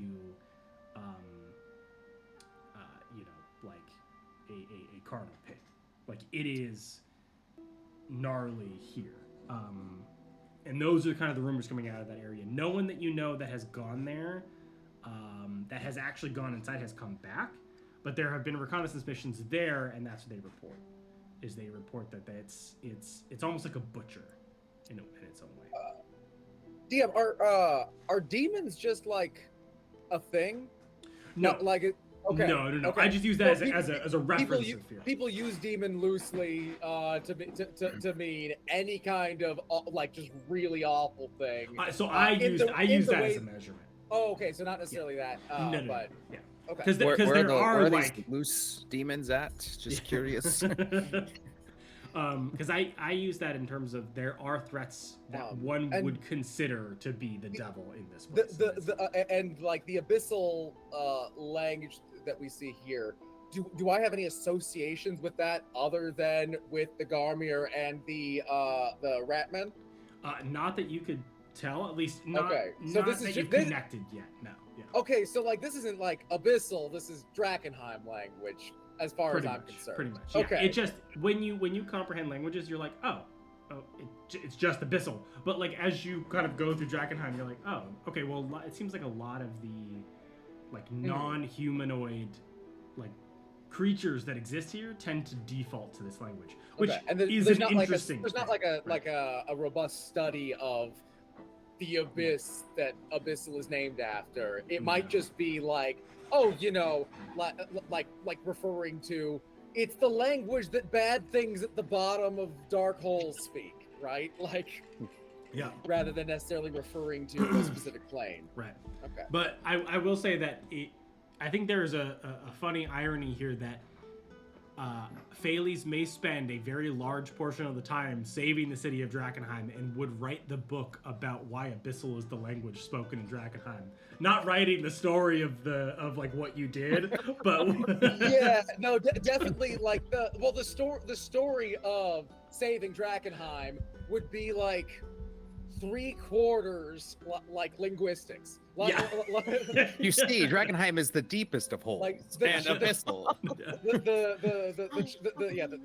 The chapter about like reconquering Drakkenheim would be like a sub note to help explain this linguistic issue. So when I went deep into the crater, I saw a bunch of abyssal. Scalise is the guy to accidentally end up in a poetry slam contest and just talk about what he's thinking about, and people would find that shit to be like there's just the Advanced spoken word. symbolism and profound, and he'd just be literally talking about like a literal thing that he's like fact fixated on, and he'd win that fucking slam poetry contest. But yeah, so there's no connection yet. Doesn't mean that there's not one, but none that you have found yet. It is interesting that they both speak it, and that is like kind of their default language. And I think is that a language that like people speak outside of Drakkenheim? It is, and that's an interesting thing. Is like when you look at it, you recognize it. Like you're like, oh, I know what that looks like. I've seen that before. Mm-hmm. But are there cultural associations with any groups that I'm familiar with? Not that you're necessarily familiar with directly. Okay. But you know, I think it's spoken in the same breath as not necessarily necromancers, but you know, anything related to. Is it a language kind of like Draconic in that it's one of the languages that is concise enough to make for good magic glyphs? Ooh. Like that's always my head canon with Draconic. Yeah. It's just like, yeah, you could do it with anything, but It you know, looks cooler in Draconic. if you're writing in Common, you might have to put a whole paragraph where like you could do one symbol in Draconic. That's so funny because I never thought about that. I just thought of like Draconic being like the symbols are steeped in the oldest power, so they're the most reliably charged. But I really just like the idea of them being the most concise. Yeah. Which, I mean, you could make a language so concise that it becomes not useful for other purposes, right? Right. But it's useful for this I one cast, thing only. This is it. Yeah. It's just something like, explodes. I mean, if every sentence in Draconic has its own unique sigil, good luck teaching a 5-year-old how to write. Yeah. Like, or speak. Yeah, just stop right there. I would say I don't necessarily think so. okay. So it's not like a magic associated language necessarily. No, I don't think so. I think if anything, it seems to be a very old language. Okay. And maybe not necessarily tied to old magic, but an older language that kind of, if anything, represents the deep places of the world, as opposed to like magically charged energy, like, you know, with Draconic or anything related to those. Gotcha. Yeah. So people learn it now the way that, like, I don't know, you might learn like ancient Greek of just like there are specific ancient sources that you want to be able to parse. Pretty much. Okay. Yeah, and so like most people who would learn this probably wouldn't learn how to communicate normally in this. Right, because who are you going to talk to? Exactly, in Abyssal? and that's the ultimate Latin. question. Is like, you know, if you're learning someone, or you meet someone who's learning Abyssal, the initial question is why, very much like ancient Greek, right? But then you're like, oh, okay, you're studying stuff. That makes a lot of sense. Yeah. And you're like, no, I'm studying it conversationally. That's when it turns into like a threat, and you're like, why? You know, like it turns into a more important why. Yeah. Yeah, yeah. So that's kind of. I feel like it's almost like not quite the same connotation, but it's like studying Klingon. Yeah. Yeah, very very similar, or like Illyrian. Yeah. But what you saw on the walls with comprehend languages, because it does help you comprehend those languages, which again explains why would anyone actually go out of their way to learn Abyssal when you could just read it. It's to communicate outwardly. But what you read was conversational Abyssal. Mm-hmm. So not necessarily someone who learned it as a second or third language.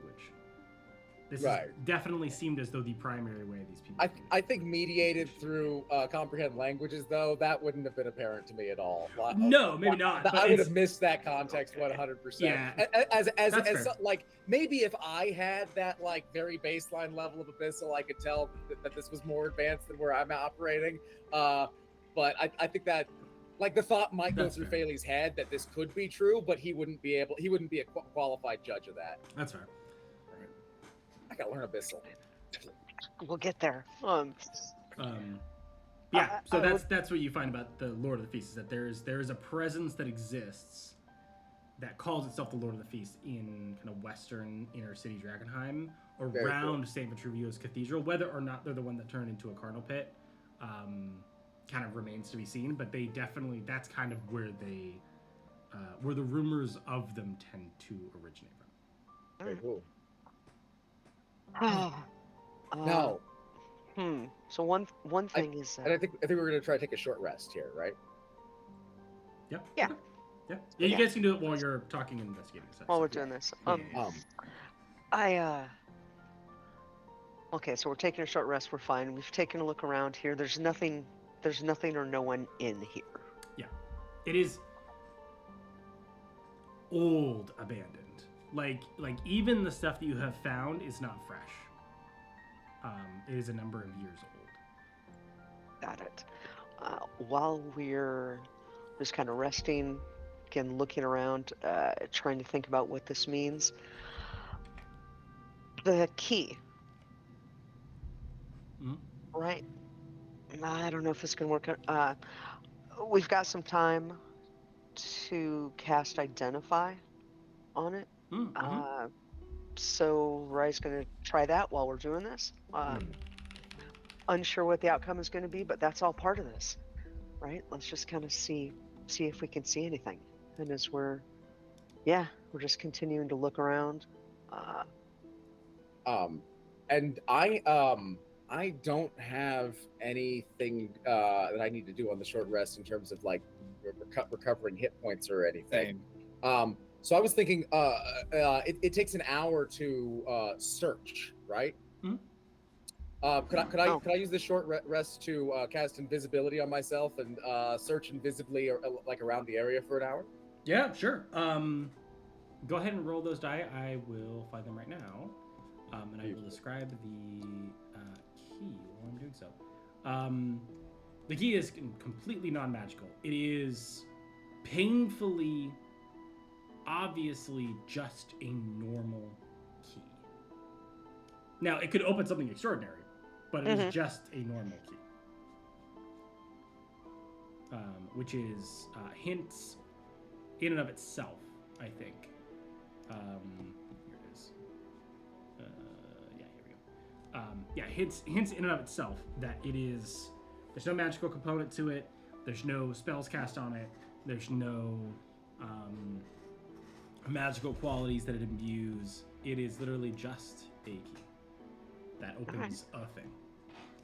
It helps you have never seen it before. Yeah, right. As we're spending time here, I'm looking at the key and just wondering. This was the only place that I knew where Dad put what was most important. But this key makes me think there's something else. I'm just going to take a look around and see if I see anything that might work for that.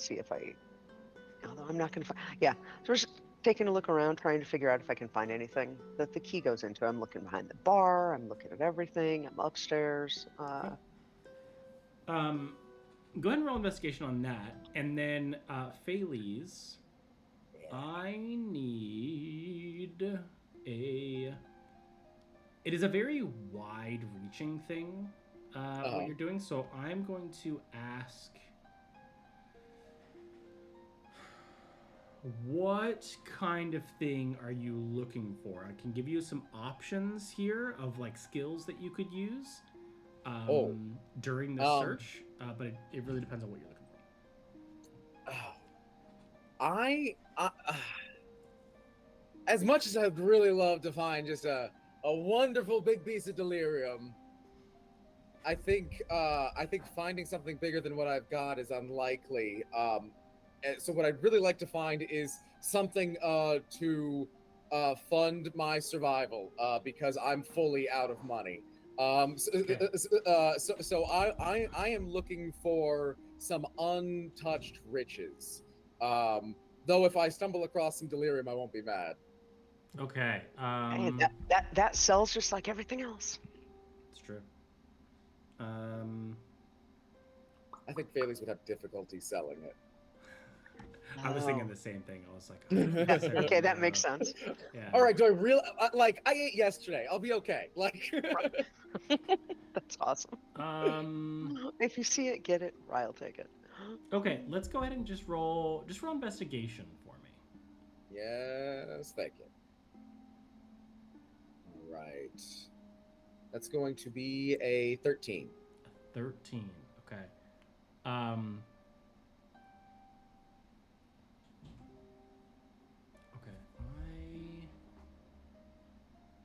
This is the problem is that these rules are built for a party and you are alone. So I'm having to adjust if the them. search rules don't really work, don't really. No, work it's for easy. I just have to individuals, move them around, so I'm trying to figure out like what lines up because it's actually very good rules. It's just it's built for a party. Oh yeah, search. it's assuming that everybody's rolling. Like, Yeah, who's gonna be yeah. alone in Drakkenheim, really? Yeah, it's literally Yeah. just like if there's this Crazy. many No or one more would be successes. dumb enough to search alone. Crazy. Who would be that reckless? On If a it says right there, 13. player does this, just kill them. Yeah. The rest yeah. of the party will be searching for their corpse. Yeah. Have the rest of the party search. Investigation for the corpse of their fallen comrade. Oh god. Okay, so on a 13 investigation, you wander around for a bit, and this area is surprisingly posh, affluent. There's quite a few places that you could search to find loose gold, maybe, or any of those things. It doesn't look like it was picked over too clean. So you spend about an hour going into various different residences and businesses, poking about. All the obvious places are already looted. Yeah. But it seems as though only the obvious places are looted. So you managed to find a pretty decent chunk of gold, I'd say. Let me actually try and find out how much you find.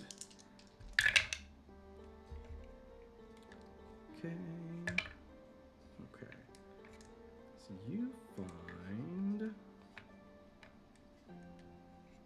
you find amongst the pickings, and you kind of pick them up piecemeal. You find about 25 gold pieces. Okay. As you kind of are going through, it seemed as though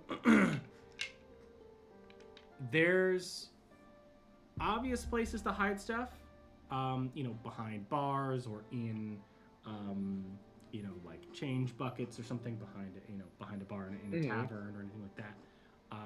Then there's the less obvious places, tucked away underneath the bar, kind of tucked into there, and that's where you start to search, behind bottles in a back, a drawer, or in the back drawer of a dresser, that kind of stuff. And then there's more hidden places where like the really savvy people tend to hide their gold. Those are usually like under floorboards. That's where usually people stash their big stuff. You search a little bit for those, but you don't really find anything initially. So you start to go back to that middle tier, that middle ground, and you come up with about 25 gold, just various gold either left behind or maybe dropped as they were grabbing what was there before. I will. So Felice is gonna like rush invisibly back in, drop invisibility. I found some money, and then just spill it out on the ground. And yeah, each of you get 8 gold. Excellent. You know what? You hold on to this. I'm still in pats or pocket. I'm doing okay right now. You found it. You hold on to it. Well, no, we split things evenly. Yeah, fair enough. And you hold on to that one for now. I won't be able to keep track of that. I'll take it. Thanks. Excellent. And if you need money, let me know, because I've still got some. Oh yeah, of course. All right, so as we're spending our time looking around, and again, Rye's moving from seeing this as it was to seeing this how it is. And all right, well, guys, this is Erasmus is on the roof. It's a pretty good view. You can see the tower from here. It's pretty cool, honestly. You can see kind of past the park, which is covered in haze, and you see this giant broken tower floating above it. You can actually see the castle too. Pretty cool. I am doing 2 things. creating another cache spot with my breastplate in the chimney. Because I always wonder how weird things get weird places in D&D. And I like that Erasmus has been leaving like holy water and all kinds of strange tools in places for those needing it. I'll just be putting my spare breastplate in a chimney and have a little piece of cloth tattered like a flag for those to see. And what other things can I leave that I let's see.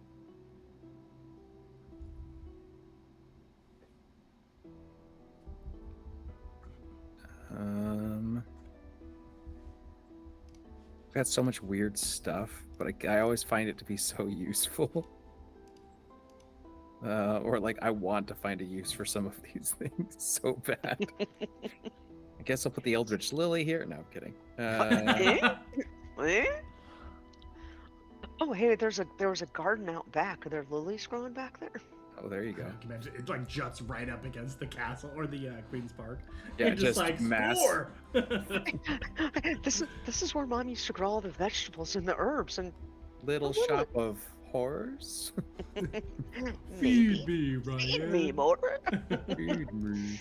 Yeah, yeah, it'll just be the breastplate. Because if someone needs armor, that's going to be awesome. Or if someone needs to sell it, that's going to be awesome. So make a little flag, and then I will commune with the old gods. For some reason, Erasmus is feeling spiritual power of this place, gazing at the view, sitting meditating for the rest of the hour. He's just feeling guidance to pledge his power to connect to the things that predate the very land that was civilized here. Awesome. Nice. All right, so yeah, so we're taking the time. Oh, I'm sorry. Did you roll the investigation for the key?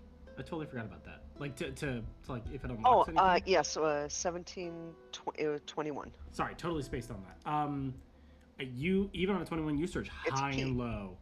Okay. You cannot find anything this goes to. I mean, like it fits some locks, in the annoying way that it is so obviously like a key that it will fit stuff, but it doesn't seem to lock or unlock anything that you could tell.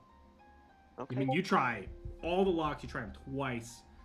You start moving stuff out of the way to see if you can find stuff. I mean, you lived here for a good portion of your life, and so you're moving stuff around or, you know, kind of brushing things away,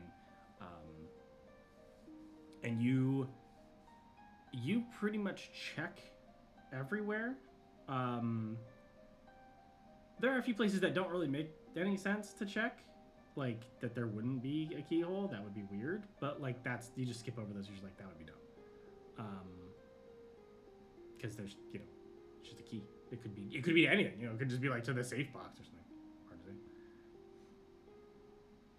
Okay, well, she takes the key. We're gonna find out what that goes to. Okay, well, ghost is up top. Here. Yeah. Are you ready to go? Yeah. Where would you each of you like to go? I mean, you're pretty close to the clock tower. Yeah, we were thinking about maybe looking at that inscrutable tower. Just a little foray into the inscrutable tower. I think it's right here. You can take a peek. Just wafer thin tower. Yeah. You know, yeah, let's... Yeah, it'll be so quick. There's hardly anything there. Yeah. Looks at the ominous. It is like a 30-story tower. It is the Tower of Barad-dûr. It is Yeah. the just glow of green energy as we see something leave. Yeah. It occasionally shoots green, like ghosts flame into the Probably sky. a waste of time. I'm sure there's nothing there, but you know. Yeah, Minas Morgul is what I was thinking. Yeah. Nice. Yeah, I think the tower sounds good. And, yeah, as we get going, this and holding the book. This was really important to me. It might not have been important to anybody else. This was really important to me, and I couldn't have done it without both of you. I never would have made it this far.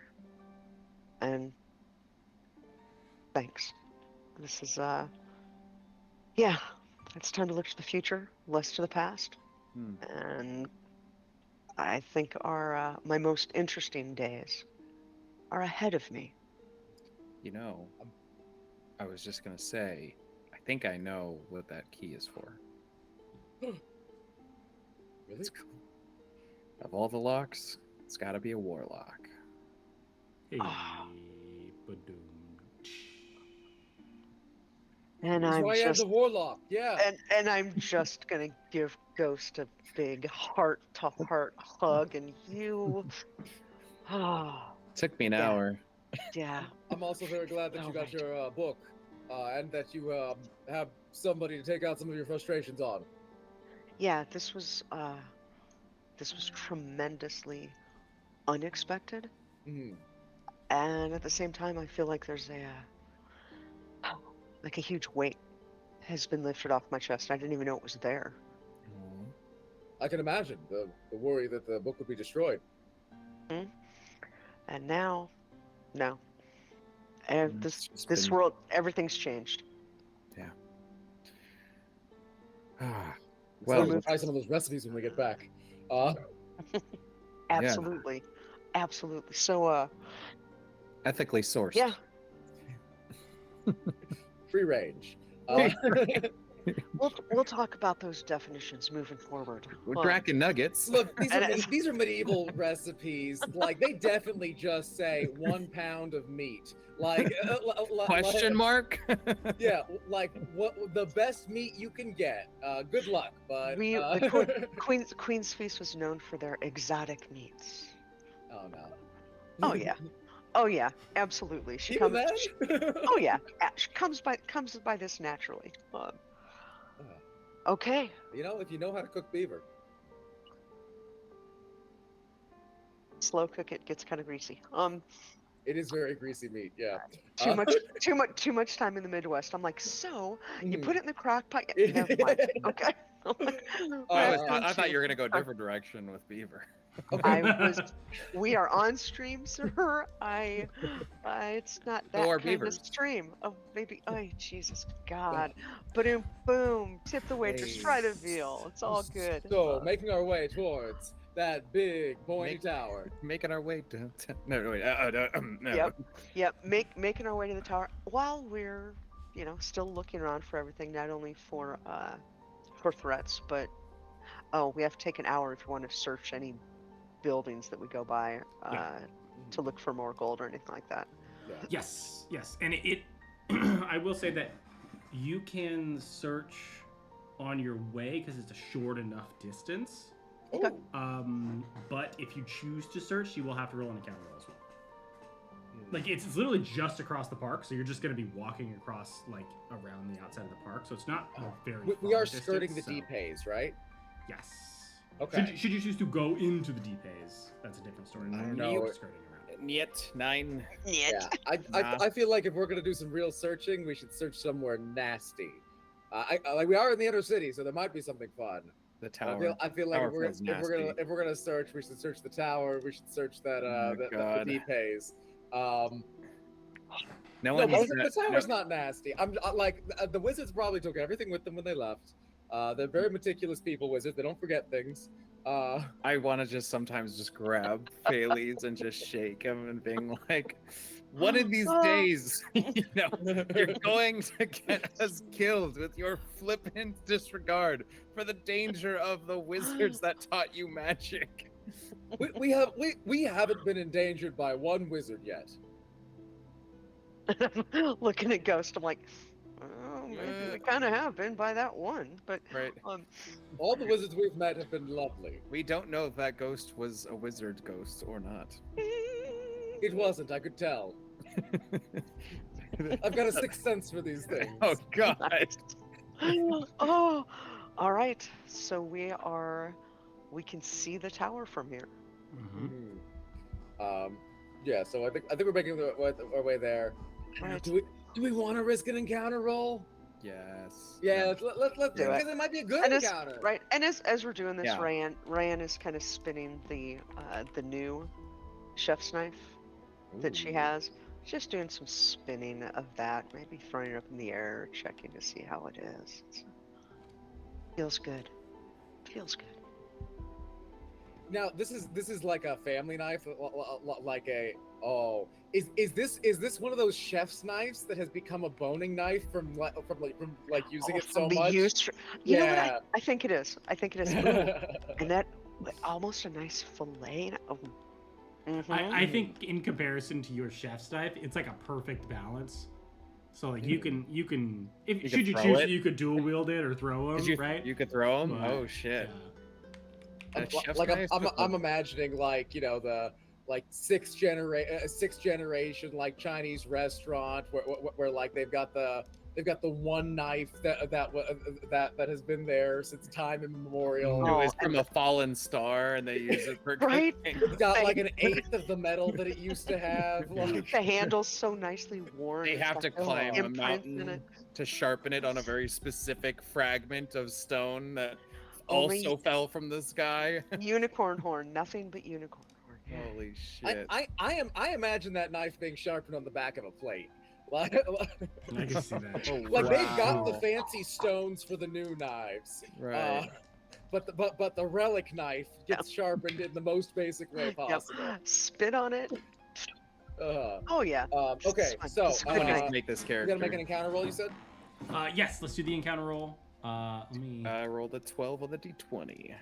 And we're doing that and we're looking around as well. Yeah, so we're gonna do a couple things here. So let's do the encounter roll first, so that I have that Alright. pulled up. Give me 1 second. I gotta pull up the list because I was pulling up the tower. Am I the 10? You're the 10. Yeah, you're the Okay. 10. So we have 12 on the D20. What'd you get on the D100, Isaac? That was a 14. 14. Starting strong. Oh boy. Oh, actually, that's pretty fun. Okay. So far. Oh, okay, and that's fun too. Okay, and then what'd you get on the D10, Laurie? 2. Right, 2. Okay. Oh that's no. fine. Oh no. I know. Oh. He's like, The- that's fun. That's fun. Oh. The cameras are all weird on this thing. I feel like low There we go, much numbers better. Okay. on tens and hundreds are good. You know. Yeah. It's kind of That more of feels just good. it's a If you spectrum feel that that way, has I feel no that way. yeah. Weird. There we What go. could Okay, possibly sorry, go my wrong? Cameras were getting Why straight would here. you Okay. say that? You of all people. Ba, ba, ba, ba. This is actually pretty funny. Okay, there's a pretty fun irony here. Uh-oh. Are we gonna get and lost? I kind of like this one. Oh god. Okay, so that's the plan. That's fantastic. I need from the group as you are looking around. Where is it? There we go. I need. If you're looking for stuff, let's go ahead and do investigation. Investigation or survival. Either or. Because of what you're looking for in terms of riches in this. I'm doing investigation. Yeah, either or will get you what you're looking for. Why do I do that? Like you can see it. Just the gasp tells me nat 20. I got a Yeah. 6. 6. Okay, so 6, nat 20, and a 23. 23. Glorious. Net 20 for a 24, if that matters. Ooh, ouch. Yeah. Oh. Yeah, that's right. Oh. Get Oh. wrecked by 1. Oh. Get wrecked. Okay, so That's twice now. because nat 20s are 2 successes, I would like each of you to go ahead and roll a d10 for me. Oh, dude, which d10 do I want to roll? Exactly. It's gonna be the one Lindsay gave me. Lindsay, you've got a sense of humor. Let's see what Oh, happens. that's fair. 6 for me. All right, Fallen Star Beast at a 3, 6, 3, 5. 5. Okay, 1 off of 6, 9. Oh, dang. Okay, so you was that 6, 3, 365. is that 14? My math right? My Yep. math's right. Yeah. You're mathing right. So you poke around as you're walking, and you check into a couple houses. You start to I keep losing. Like, oh, I know these people. They were rich. They were loaded. I remember this. They had the full set of Power Ranger toys they could assemble into the Zord. The Drakenzorg. Yeah, the Drakenzorg. Not Went to over be there. mistaken for the Went over there Dragon. and played all the time. That's Lockshoe and their Shaktis. That's the D&D Yes. Power Rangers. Yes. Yes. So you start to wander through houses, and very much like Phalese did in the area around the Queen's Feast, start to look at places that may not be the first place that people could look for looting. You actually, it proves to be pretty fortuitous. You find about 14 gold total, Okay. but you also find 4 like pieces of art that maybe they're the type of art that you pass by and you're like, that's not what I'm willing to weigh myself down with. But quick estimations as you're walking through and you kind of, eyeball them as like, would this be valuable? They're about 25 gold a pop. Find 4 of them. Well, looks like I'm no longer weighed down by 30-pound breastplate. I'll be weighed down by paintings. Well, that's the thing. It's not like paintings. I think are a little too expensive. It would be like a really nice plate, or like a set of cutlery that is like still impeccably maintained. But my thought right now is like a really nice piece of furniture. You start pulling a couch out. You're like, look at this upholstery. It's amazing. Can we say that this is a 100 gold couch? Because I love this Yes, image. please. And I really want us to have to carry this fancy couch out of Drakkenheim. I love the idea of some hardened adventurers like scrambling to survive, and then they bump into us. The couch cushions for money, and then we're like, wait, this is a really nice couch. Yeah. You start to zip it over. You're like, wait. Wow. People bumping into us, they've just barely survived, and we're like, yeah, we brought this couch. Please, God. They're really going to like this Camp Dawn. You are really more than welcome to carry this couch. As long as you remember to I will carry take this couch. Advantage. Erasmus, you want to get the front end? I'll get the got this, yes. I love this so much. Okay, and I'll keep. You'll you sit guys on let it. me know if you want. Let me know if Perfect. you. Not yet. You guys let me Just know. don't let anything hurt our switched out. couch. I'm trying to be extra Someone draw this, receptive now. please. This is now an escort mission. I want like a piece of graphic art of the most ridiculous moment for each episode, so we can send it to the dungeon dudes. It'll be like those old like comics. It's almost like 101 Dalmatians, the movie where they're like when they're running, their legs are like huge, and it's just the 3 of you like carrying this couch. It's like a shadow, like a silhouette. The scenes in all those old Disney movies, where they're they're just running across the scenery, where they're running all over the place. Yeah, that's gonna be interesting when that happens. Also, just like trying to stealthily move about. Yeah, like I said, there's gonna be disadvantage on stealth for sure. Absolutely. You already got that. Oh, I don't think you could roll stealth. I think you just kind of have to hope for the best. I think we're gonna use this as a battering ram to get out of here. No way. If we're invisible, anything that you're carrying is also the couch invisible. would be invisible. Yes, it would be. Dude, Ryan's learning about magic. It's like, wait a minute. And the clock tower's not very far. Just saying. That's true. It's possible we'll get to the clock tower and let's then pimp have to our rethink trying to get it out of Drakkenheim. Let's pimp our pad. Yeah. We should be doing that. Yeah. But right, and we can if we find some good loot at the wizard tower, we can load up the couch with it to help carry it. Oh, you can put it on. You've got that floating now disc. You're thinking. Put it on if it needs to be. Right. That's right. Right. Yeah. Put it on that floating disc if need be. Oh yeah, that's an option. That can carry a little more than a couch's worth of weight.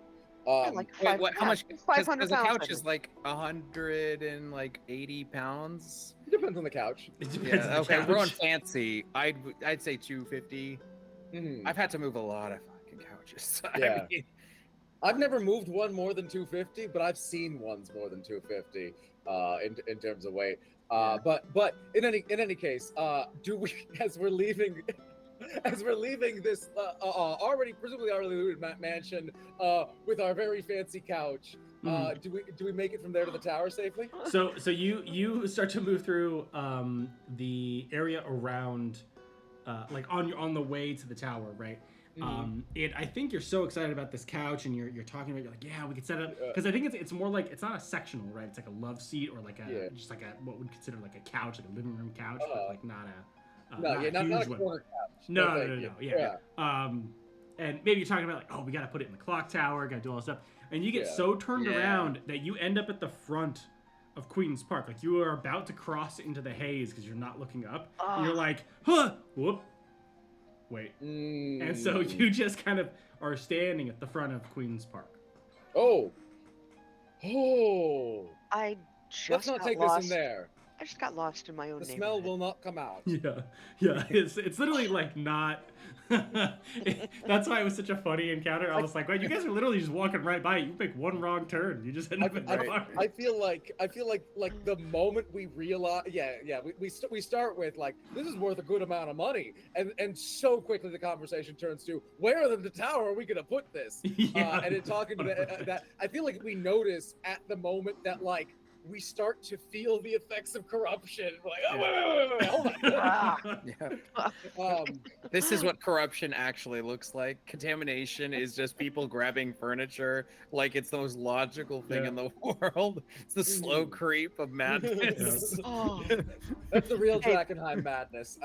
Look, this is a good reminder to us. We gotta stay focused. Felix, your enthusiasm is contagious. Right, totally lost track of where we were going. Totally. This is my neighborhood. To see the queen about her recipe, right? We're the tower, the inscrutable tower. Yes, we can see it from here. Redirecting. Yeah. You can literally, it's like 4 blocks away. You can see. You can walk through the entrance from where you are. You kind of see it. Go to the tower. Yeah, straight to the tower. This time, staying laser focused. Only talking a little bit about how we're going to arrange the couch. Yeah. Make sure that you gotta get it right with the sun coming in from that open window. Yeah, because sometimes it could get too open hot. Wall, you mean? That's I mean, potato, really. Collapsed wall. Yeah. We've got time. We'll get it figured out. So you approach the inscrutable tower, and Felix, I don't think you've ever. No, you were here. I did not go into the inscrutable tower. I was not able to secure an invitation. What's the opposite of an invitation? I feel like you secured. I've been outside the tower. You've seen it, yeah. Okay, yeah. So you approach it. I'm gonna read. There's this because I love these. This little fantastic paragraph that I'll read. Which is the inscrutable tower of the Amethyst Academy is an immensely tall structure that reaches a dizzying height of 1,200 feet. The shimmering obsidian walls are perfectly smooth. There is not a single window or embellishment along its outer face, save for a deep vertical groove cut into the pinnacle. Seen at a distance, the tower appears relatively narrow, though it is roughly 150 feet wide and anchored by sharply arched buttresses at the base. The tower has been smashed apart about 2/3 up its height. Remarkably, the top of the tower hovers above in utter defiance of gravity. Between the upper and lower sections is a gaping breach with pieces of floating debris locked in the air, frozen in time at the moment a meteor soared through it. A keen-eyed observer can see the fragments of delirium, broken bookshelves, and scattered tomes bobbing about the wreckage. Oh, you don't say? Yeah, so you see these like twinkles of purple stuck amongst, almost like in a gel, kind of in this open spot. As you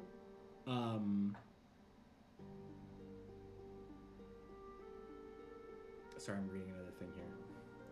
So as you approach the actual tower, it's surrounded by a plaza, like all good academic buildings are, surrounded by a plaza. As you start to enter the plaza from the streets that you are coming from, there's another thing which is glorious because there's a whole bunch from here. The cobblestone streets break here, a campus park surrounding the inscrutable tower. A forest of delirium crystals have grown up around the tower that surrounds a small artificial lake. overlooking the pond is a large stone plinth surrounded by arcane arches. In the center, before the door, you can see across the plaza, there seems to be a circle carved into the ground. Not just a circle, but what seems to be a circle surrounded by runes. It seems to be a point of, like a central point. Phalese, you know exactly what this is. This is the famous teleportation circle of the Inscrutable Tower. To the rest of you, this just looks like what one would consider like a receiving area. Like, it seems like a very important spot, but you may not have known like what a teleportation circle is. Ryan, you may have heard that they have ways to move quickly to the Inscrutable Tower. You may not have ever actually seen people teleporting on it. Kind of remains up to you. But Erasmus, I don't think you know what a teleportation circle is. Yeah, so I'll explain that. I can Just confirm. like, they spared no expense. Like you can move a lot of people through this teleportation circle with the appropriate magic. Wait, why can't we use that on the couch? Oh, I don't have that spell prepared. When will you have it prepared? Oh, Because we can sit on the couch and wait. Time is very, We got a place tight. to sit while we wait for your preparation. I don't have that one in this spell book. So I have to go and recover some tomes and bone up a little bit. All right, let's go in that tower so he can teleport us. Excellent back home. idea. Excellent idea. This Yes. makes so much sense. Oh. What would I do without you failing? It'd be fantastic. So we look up and you can see books floating around. Yeah, there's this broken section, which you've seen, quite Okay. frankly. You could see it Yeah, from yeah. the cosmological clock tower. There's Okay. this like broken section, like 2/3 of the way up, and it seems to be Phalese, you know, it's not most of the levels in here is library, right? It's not just like it hit the library. There's Right. like multiple levels of library. It just Right. happened to hit a It section of library. hit the 20th floor library. 100%. And And just shattered it. But interesting, it seems like it went past and through.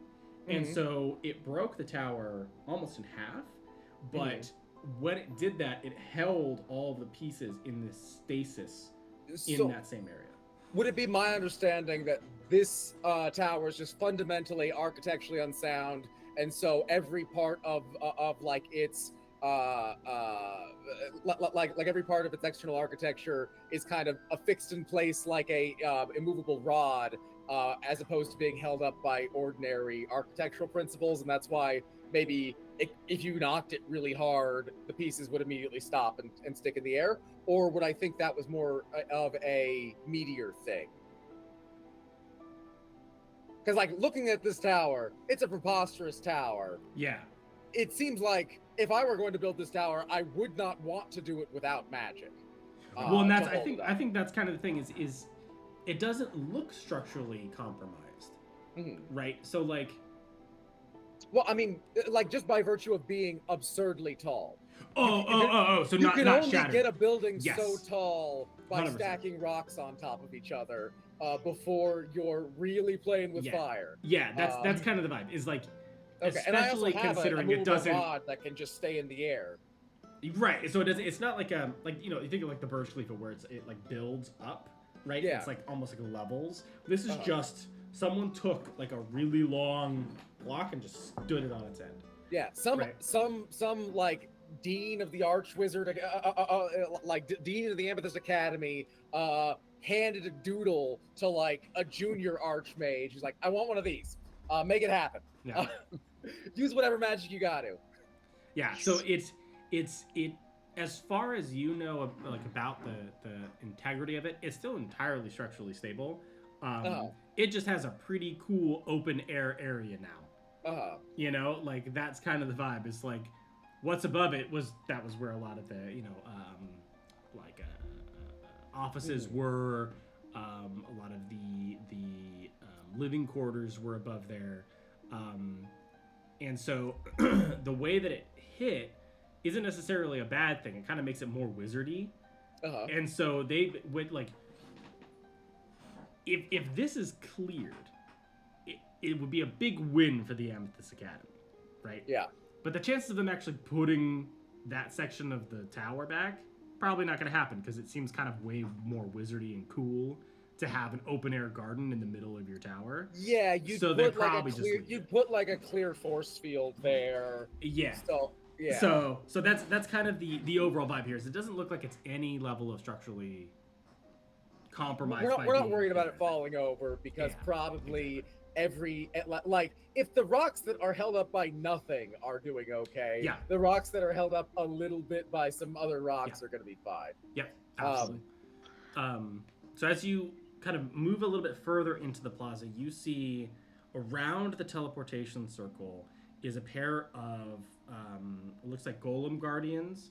Looks like they're made of stone that have crumpled and have fallen into disrepair or have been defeated possibly. Yeah. That Are have they been standing? Are they flanking the door on either side, or are they kind of spread out a little bit? They seem to be guarding, or at least surrounding, the teleportation circle itself, very much like they would be guards. So it looks like they were guards of some type and they had fallen. There is also, from what you could tell, the plaza's pretty big, and so they haven't seen you quite yet, but there does seem to be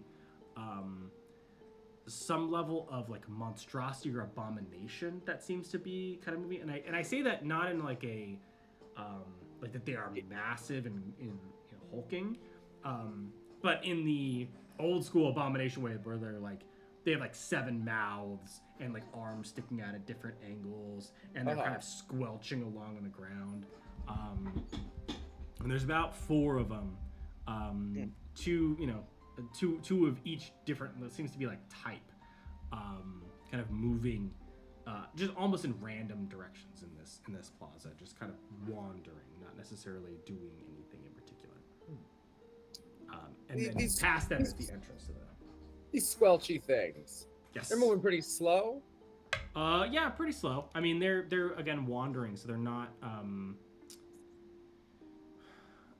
It's hard to tell whether they'd be able to move fast or not. You know, some of them have right like now one they're not leg. moving fast, but you never know. Exactly, they're meandering.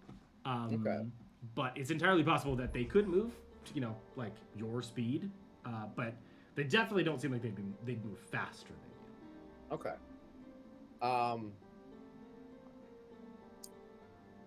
So they're meandering. Would it be possible to move past them undetected, or does that seem like probably a sucker's bet? Probably not with the couch. That only makes me want to do it harder. Yeah. Solid point. But I mean, it is not impossible. Everything is possible. But it's really up to you. If we pull this off with the couch, think about what legends will be. We'll have to sneak it out again if we sneak it in. I think maybe we just kill them. We'll put the couch down first here, because if they spit acid or something, we don't want to be holding the couch. All I heard is, as soon as Scalise said, "I think we kill him," Raya's hand starting to spark. She's starting. Wait, no, yes. You're speaking let's take a my firing language. position. Got a little bit of anger I need to work out. Let's do this. Yeah, if there's so like they're kind of milling around mostly in the center of this courtyard. Yeah. Can we like angle around to the opposite side of that little pond? Put down the couch, flip it over. We use it as cover. As a Bam, raft. bam, No, it'll get hit. bam. Sorry.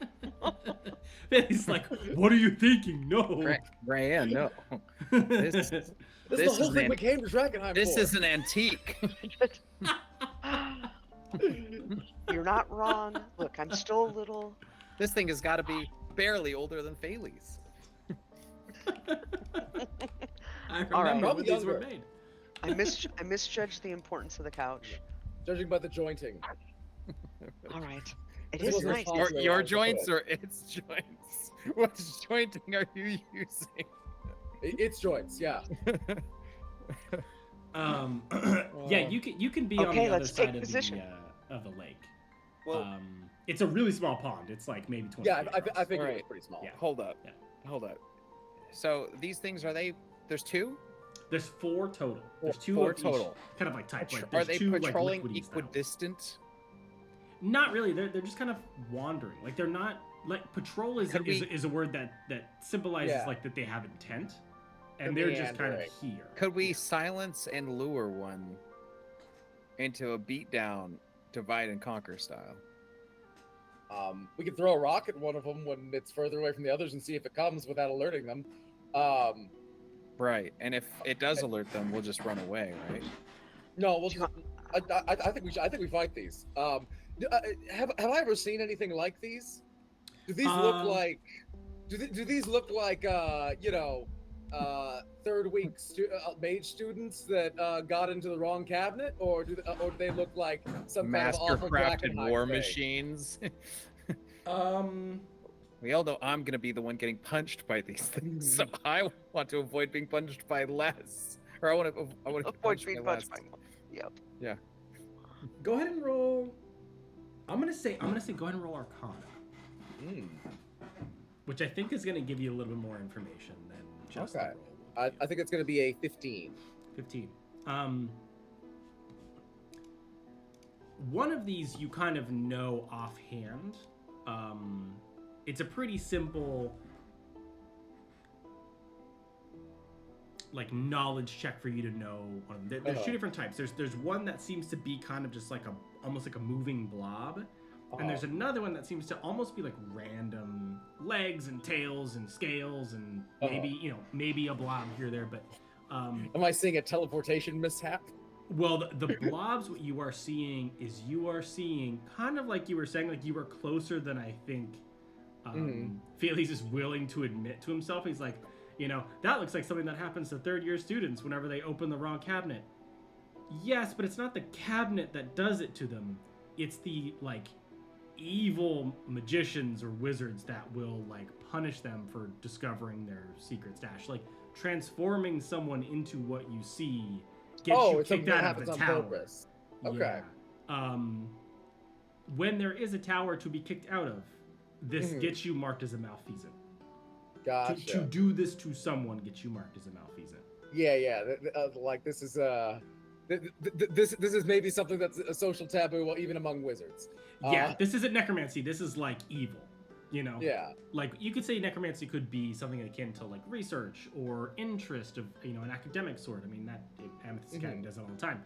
This is just rage, anger, and politically I have untenable. Magic. 100%. Yeah. The other ones seem as though I think you're trying to logic your way through this one because bouncing off of what that is to this one, they're not really the same. Okay, so this one doesn't look like it was a transformed person. Well, I wouldn't maybe say like a melded person or something. Yeah, I would say that the first 2, kind of the blobby ones, you know what those come from, right? I think it clicks you and you're like, okay, that's like. Do I know anything about cleaning them up? The reality is I don't think that you necessarily can, and even if you could, the problem is that are their minds going to come back to normal? Oh no, I don't mean like cleaning them up as in like undoing this, because I can guess what's involved in that. No, I mean like cleaning them up as in like, if wizards are being kicked out of the Amethyst Academy on occasion for doing this, would I know what the procedure is for removing their handiwork from the tower?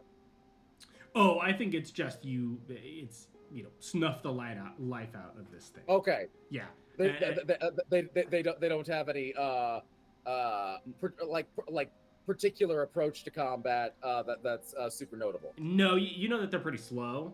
Okay. Because they tend to like become very mushy, which is what you're seeing.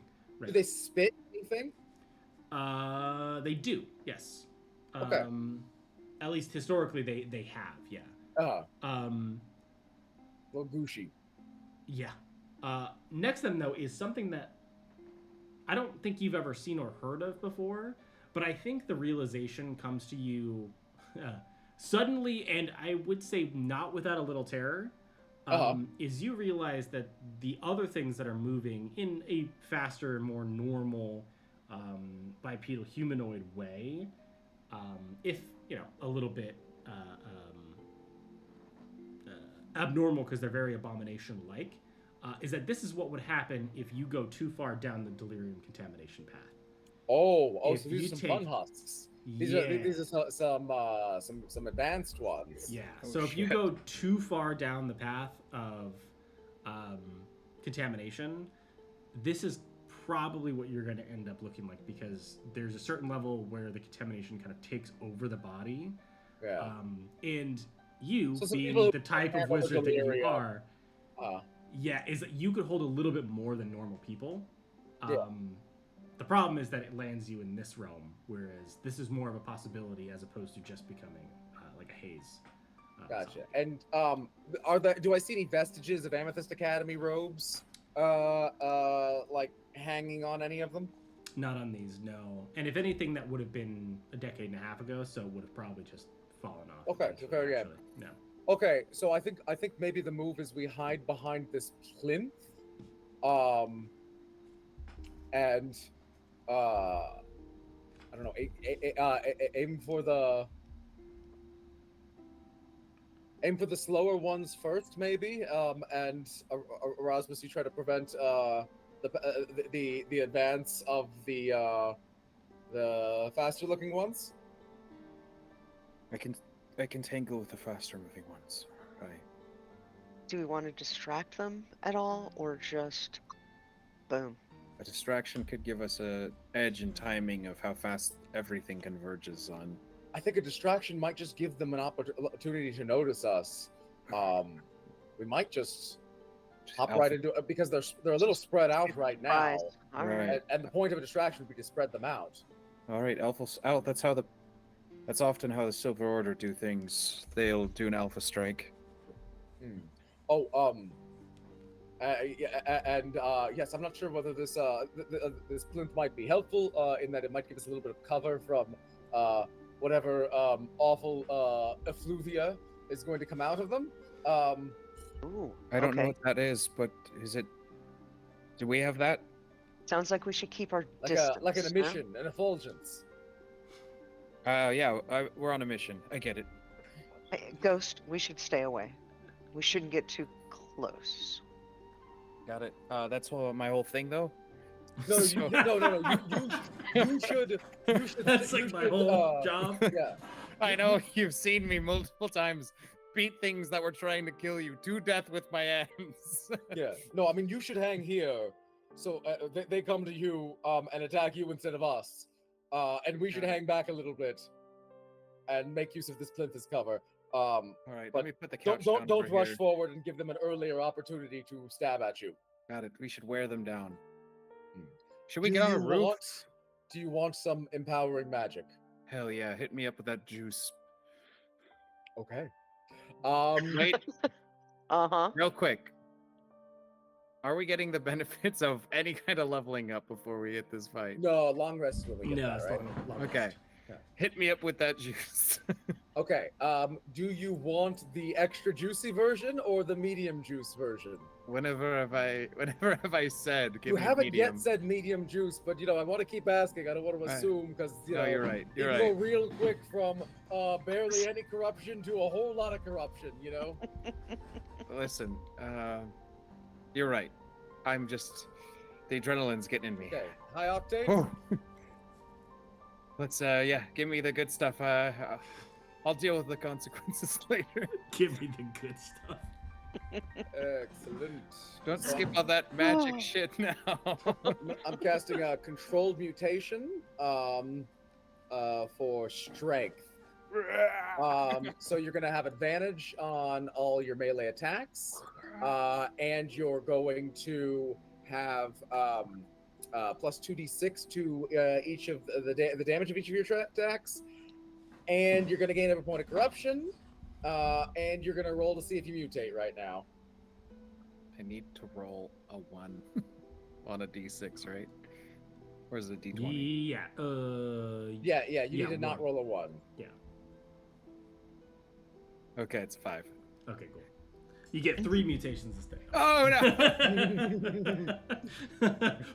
You get a Three- mutation, three. and you get a mutation, and you get a mutation. 3 mutations is too much. Too much.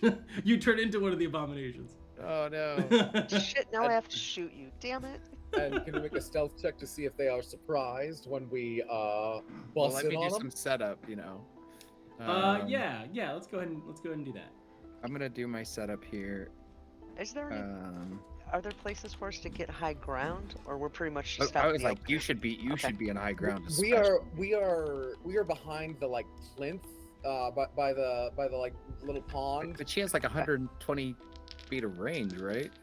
Yeah, but the thing is, like, it's Drakkenheim. So if you're 120 feet back from us, you're 120 feet back from us, That's right? another Yeah, zone. Yeah. Nuh-uh. Yeah. Nuh-uh. Like we're not guaranteed good. that this is our only encounter we're involved in right now. Right. Oh god, we could get third partied, bro. Yeah, Yeah. we've learned well, and for us to talk, maybe not right now, but is something creating these?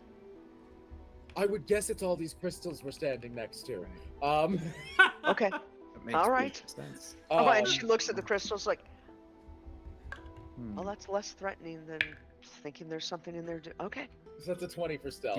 Do you think that they're gonna be hurt by poison? I would think so. They look at all that flesh. All right. In that case, I'm gonna cast Venomous Aura. Ooh. I've never used this before, but I've had it not a long time. I've had it since Sweet. it's like a level and yeah, it's like two levels. It's I don't know. so much fun to use new stuff. Oh yeah. We're stealthing 17 on stealth. It's 20 for me. All right. Yes.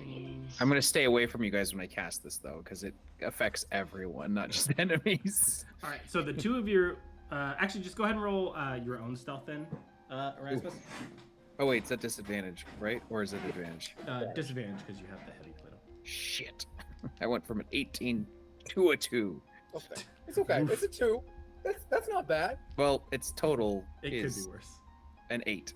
I love Phales. That's not bad. I could lucky this, but I'm holding on to that lucky, like, dear life. Like we got a high average. We got a high average. We're good. It's fine. Well, but you're not doing a group stealth, so that's kind of why I had him roll individually because he had to move away. Right. So that's why I was doing Less good. Less. Yeah. Well, how far away did you move? Well, you have to be outside of the range of the. Right, but like, is it a really big radius? How big is the radius? Is it? for what? I have to move 10 feet away. Oh, that's like Oh, we're still together. that's like normal spread out anyways. Yeah, I'm just letting you guys know, like, Got it. you know, watch out as a miasma of like strange.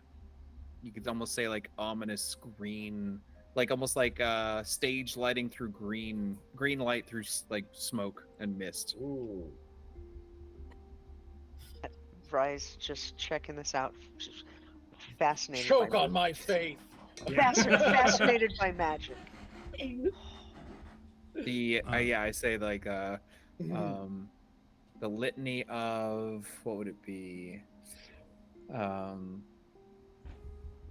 Let's see, the envenomed aura of Robolith shall hurt those who dare strike at us. But I also say just stay back, just in case it strikes at you too. Really zealous guy, that Robolith. Yeah. Yeah, we're still figuring it out. They were a conqueror, really. Great. Okay, so because you're close enough, I'm going to consider that a group stealth check, which is good because that would have been not good.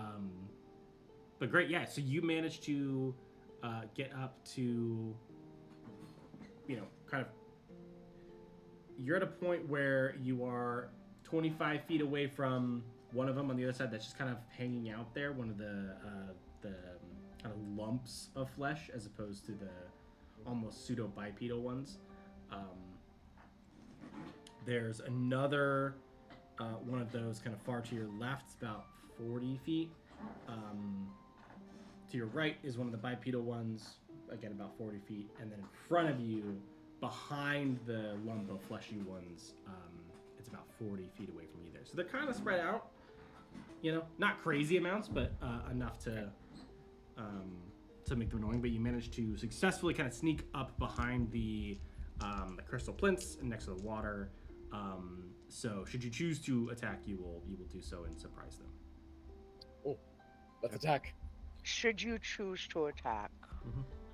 I feel like we know the answer. I'm in an attacking mood. Yeah, how far away are we when we start our attack? 25 feet from the nearest ones. Yep. And then 40 feet from the rest. So 25 feet from the closest, 40 feet from the rest. Oh wait, I have a way I could pop that off. I have a way as well. Oh yeah, go for it then. The Manticore Venom.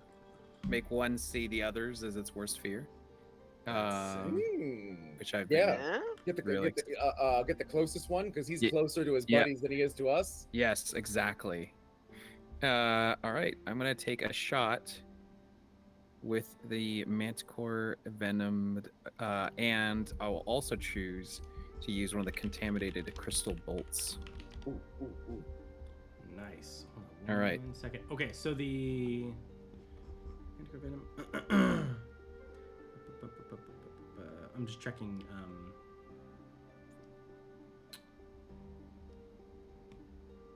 Where did this?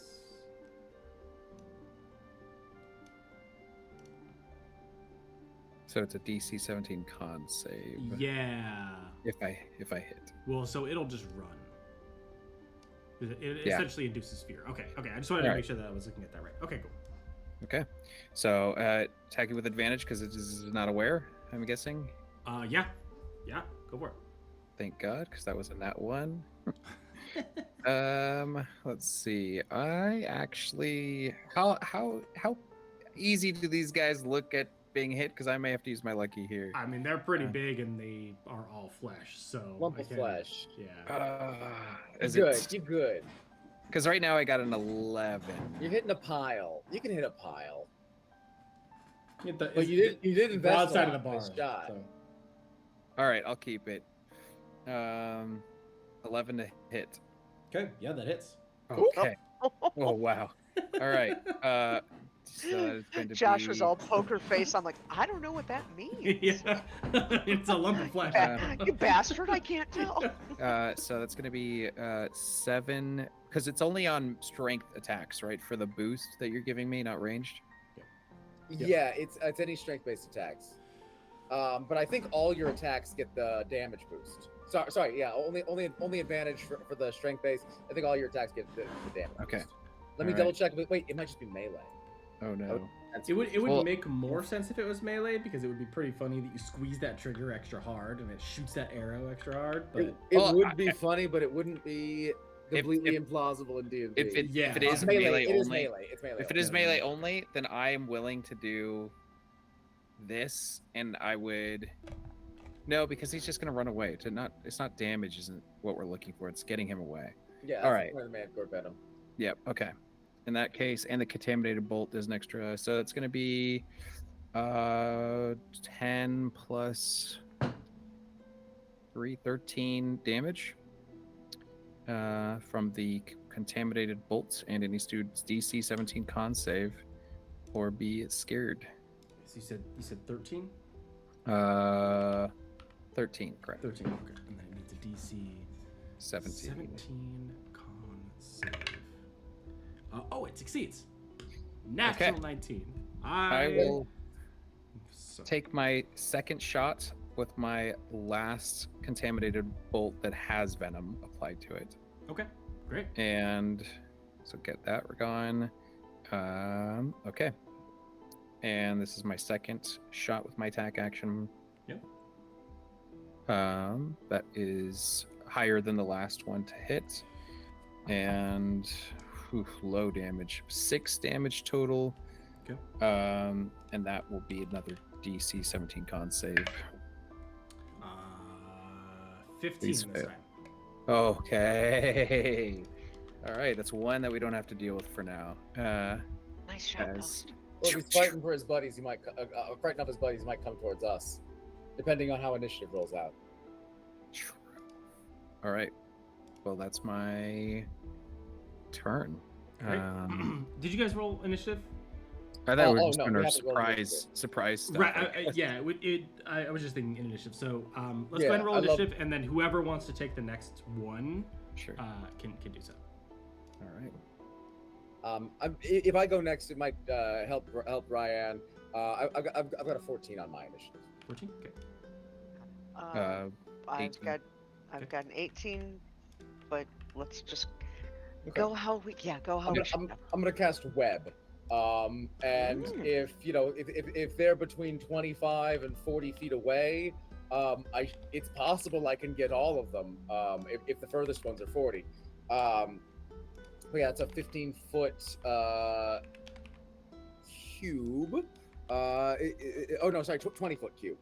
20-foot, yeah, 20-foot cube. And so I'm dropping that, trying to get, which, I mean, it depends on their arrangement, but if they're in a cluster and we're to one side of the cluster, it's at least plausible I could get them. Yeah, I'll say maybe yeah, three because of if them? you like do it like kind of diagonal, I was trying to think of like if you look at, if you're looking upon to like a circle, right? And one's here, one's here, one's here, and one's here. Like you could take a square and do that, right? And you'll cover them. So it's possible I could get all 4 of them. Yeah, I'll say yeah. Okay, yeah. Cool. So DC 15 dex saves from them. Okay.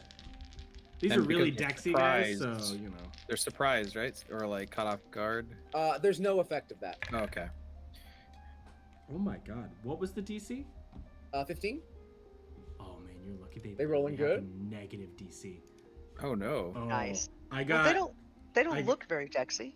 I only rolled 3 dice so far. I haven't rolled the 4th one yet, but I rolled 16, 15, and 15. Oh no. But they each have a minus so 1 on dex. Until oh no. So one of them passes.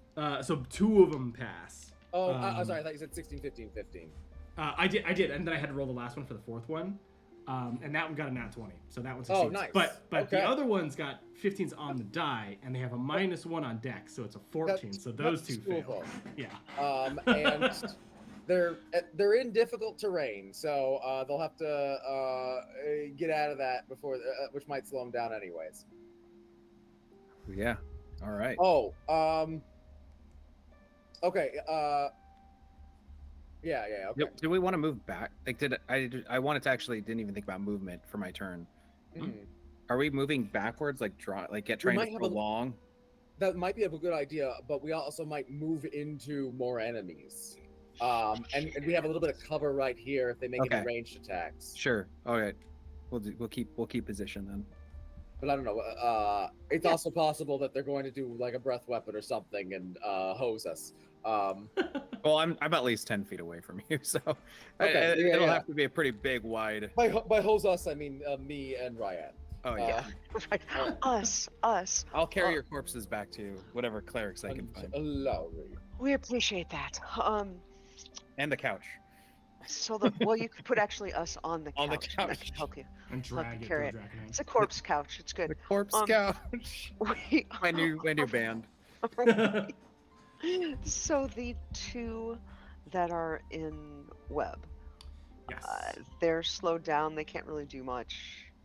Yeah, I will. I'm gonna make it the 2 in the center. So one of the one that's feared, and then the one behind him. I'll call those 2 the ones that are webbed. So the ones on the side are still freely moving. Okay.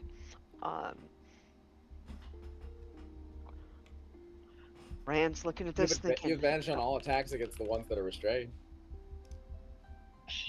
Think about the crits. Right? See, that's fair. Because strategically, we can cut this out, because strategically I'm thinking, do I go after the ones who are an easier target, or do I go after the ones who are not? Because these guys are a little less to go dangerous. to the ones that are going to be killing us in a second, but the Right. cool The answer cooler is get those crits. Yeah, I knew that was gonna happen. We want to see your crits. Yeah. Not like that. Damn it. I said it before I They're- didn't think about They're it. natural. They're natural.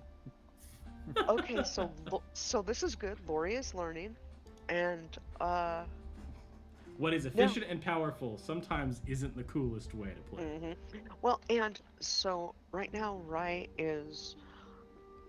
she needs to hit some She's pretty pissed.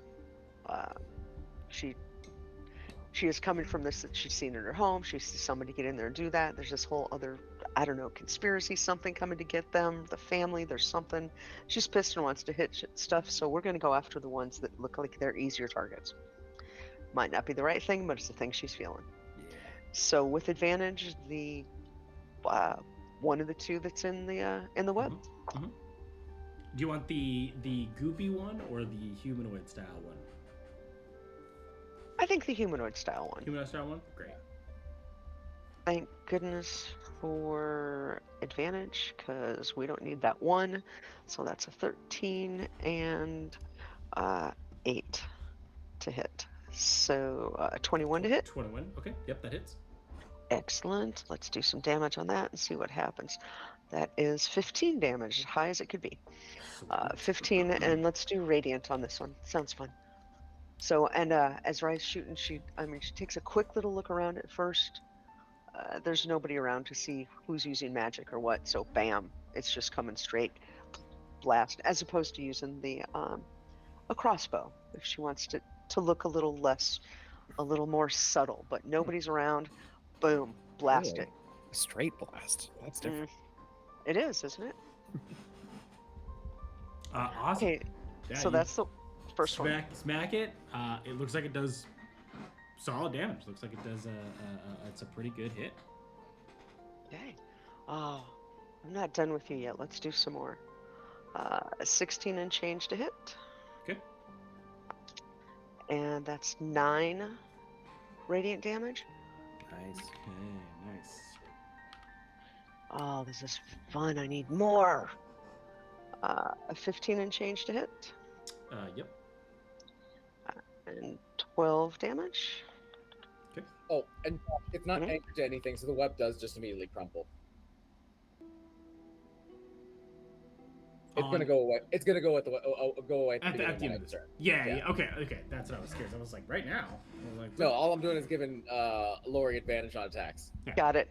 Totally dig. I didn't crit, and that is 3, right?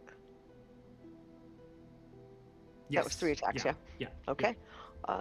That's that. And looking at it, so yeah, and that was 3 attacks on the one. Mhm. Hopefully, it's not looking great. And like, all right, you know what? That felt good. I could do that some more. So as all 3 of your attacks, land home, you see the kind of shots hit, singe the flesh, and then the flesh kind of fills back over it. You can still see a little bit of the scarring and blast there, but it looks like it kind of adjusts itself. Not necessarily healing the damage, but maybe it's more of a protection mechanism that it has.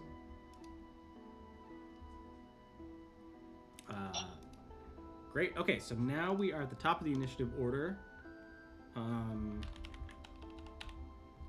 gonna go with this one. This one. And it's the one in the back at the top, behind the glob guy. He's just gonna start to work his way through the web, walking forward as he does. I think he can only move 15 feet. So moves 15 feet and then can't really do anything. Does that get him? Was he on the far side of the web? Yeah. Yeah. Okay, so if he's trying to go straight through it, that won't actually get into the. He'll still be in the web. Yeah, he'll still be in the web. Yeah, and All he'll right. be actually doesn't next to the. Really matter because it's going to go away on my turn anyways. But he would normally have to make a saving throw now. But don't bother because it's about to go away. Yeah. And he basically is just now lined up with the glob one that was there. Great. So it's its turn. Erasmus, that's your turn. Okay, so none of them have gotten any closer, yeah? Not really. No. Closest The web one's is still the 25. web is still there. Shoot, I wish that web was anchored because I had a sick little combo. I mean, it hasn't gone, so. Sort of still is. I mean, for future stuff, because my Yep. Venomous Sora. But in any case, I will. I'm gonna sacrifice a level 3 spell slot and warp into the spiritual form go running forward and get my attacks on the one that's in the web and jumping like in the air to land in the web, like with, because the web is still there for another second, but to keep doing the flying Superman punch into the web with it. Okay. Which one are you attacking? The glob one or the kind of one that- pseudo-bipedal one? The one that Ryan shot. Okay. Okay. So it's that bipedal. Yep. Okay. Yep. And this attack Alright. is on the web? Is that what you're... No, I'm just jumping into the web because I don't want to run through the web. Okay. And I have like this thing where my jumping is super crazy. Yeah. Yeah. Okay. All right.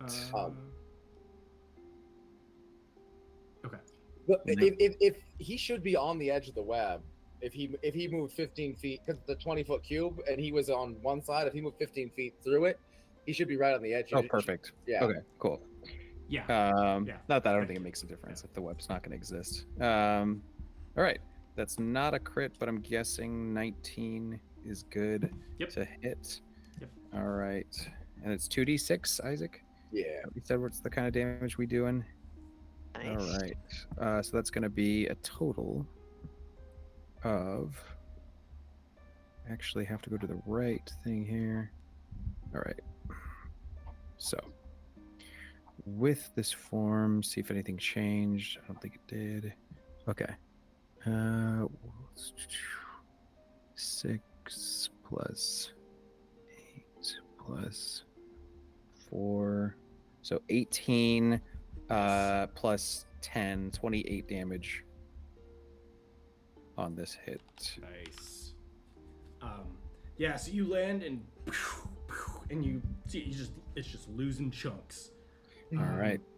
You know, and it starts to see it starts to stitch things back up, but not in the sense of like healing, more in the sense of just kind of it's filling in the gaps. And so like if you knocked off like a whole shoulder, it will just kind of reabsorb the arm into the body and just kind of cover that section. Got it. I didn't want that arm anyways. I don't want that. I got 4 others. I rolled twice with advantage and rolled on both sets the same 2 numbers, as in, like I had like a deja vu. Let's see if the damage is. What is that, like a 1 in 1,600 chance or something like that for that? Oh god, it'd probably be exponential. I don't know. I don't know. Maybe that might be right. I don't know math well enough to have an answer. All right. So that's going to be 14 plus 7, 21 points. Excuse me, of damage. Big hits. I think if you're not saying it has to be the specific die being each one, it would be like a 1 in 200. Right, but if it's 4 dice, I see what you're saying. No, I mean, like if you're not saying because the any 2 numbers can be on the first one. Oh, any 2. Yeah, you're right. And those 2 numbers can be in any order on the other 2. Yeah. Right, you're right. Yeah. You're So it would be 1 in 400. Like it's doubled, so 1 in 200. Yeah. Doubled or Like your chances are doubled because it could be this okay, die, 'cause you're this rolling die, more that die. number, this die, that number, or the other way around. Got it. You're brilliant. I love you. You just blew my mind. All right, so 21 damage on the second hit. Nice. Yeah, same thing. You know, you smack it again, chunks start to fly off, and it starts to kind of readjust. But yeah, great. That hits. was everything I got since I didn't crit, which is painful because I really wanted that crit on the advantage attacks here. But bonus action. Oh no, I already did bonus action to transform, so never mind. Wouldn't have happened.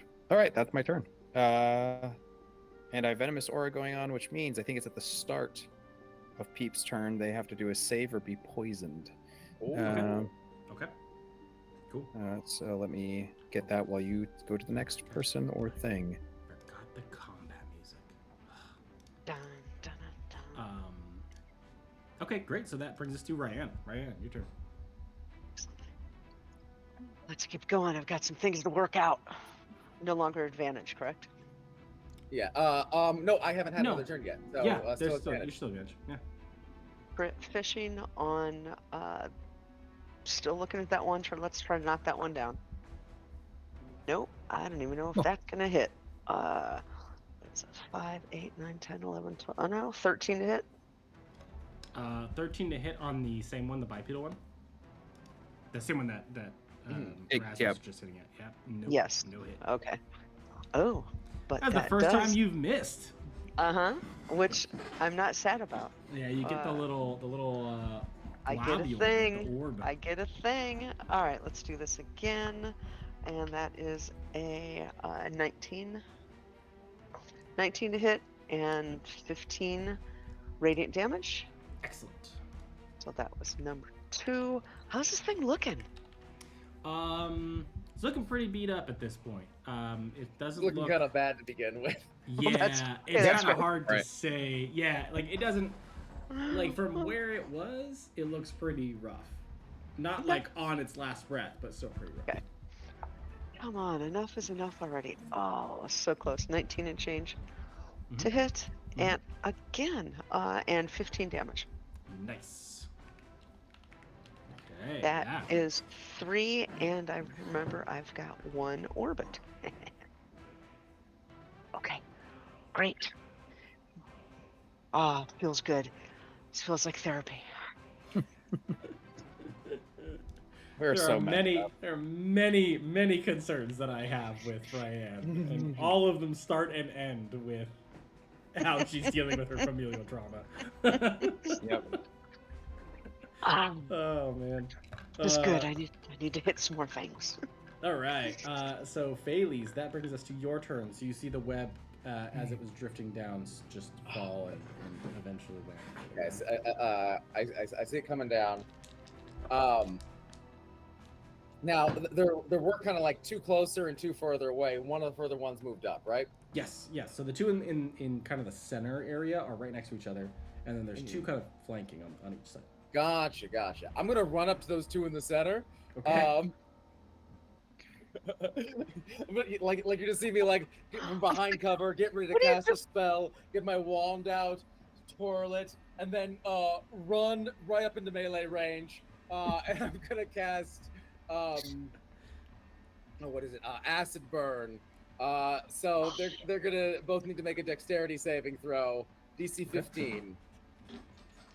Wait, are you standing near me? Because don't stand near me. I am running right up next to you. I do have to be there. Is it beginning of my turn, or is it when I enter It's the beginning of aura your turn, too? so I can move out of the way. Okay, I'm gonna move. Yeah. I'm trying to stand in like amidst all of them, within a 20-foot space of each of them. So yeah. Okay, so one of them failed, one of them succeeded. Oh, max damage. Okay, so the one who succeeded is fine. The one who failed takes 12 acid damage. 12. I'm gonna put on the same big guy here. Okay. 12 acid damage. Nice. Yeah, you feel like Raz, I think you're shocked because Phalese is suddenly standing next to you. Yeah, good luck. I'm gonna clap you on the shoulder and I'm gonna misty step. Nice. Yeah, I can see back there. I'm gonna misty step the 30 feet back to the plinth. Perfect. When you say like good luck before you misty step, just the head will turn and just the glowing eyes of the saint, and you'll see like normally she is intense and scary. She just kind of gives you a smile, like well played, brave wizard. And then you misty step, I'm gonna see this ghost look at me. And then she kind of teleport away. like it's like you join the fray, and then you run away. This judgment.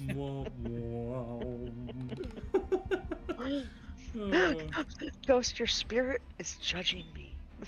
Can you please tell your aura not to judge me so hard? All right. So I just looked it up. There's no save.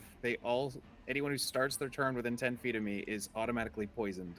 Nice. But What it's level is just this spell? third level.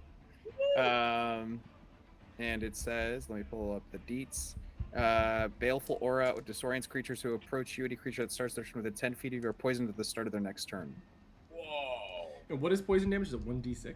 It's not damage. It's not the a poison disadvantage condition. on attack rolls and ability checks. Wow. That's fantastic. Yeah.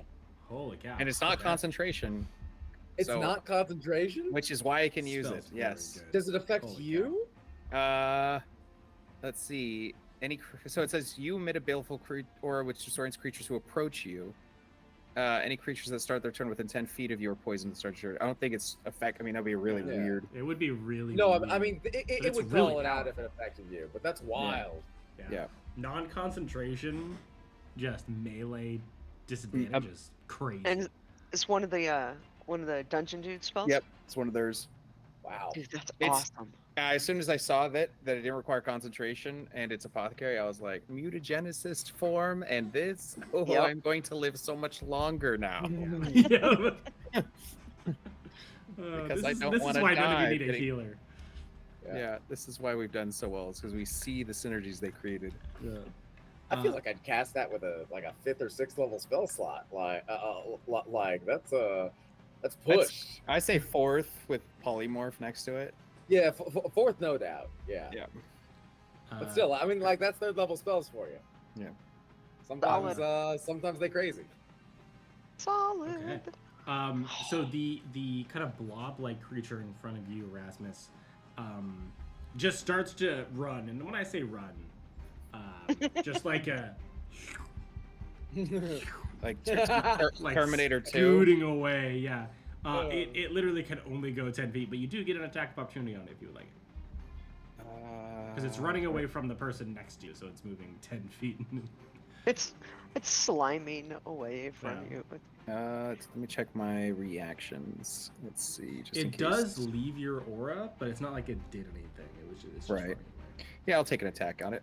Okay. And I have advantage. And that is a hit, not a crit, unfortunately, but we'll do some damage. That is, oh my god, almost not good damage, but some of it's good, some of it's not. Let's see. That is 19 total damage. 19 total. That's pretty good. Okay. Yeah. Okay. And if a monster is feared, it can still attack, right? It just has to. Yeah, it just says run it away. doesn't. No, it doesn't have to run away. Like the fear spell has that rider, and some fear effects do. But typically, he just has disadvantage on attacks, and he can't move towards the thing he's frightened of.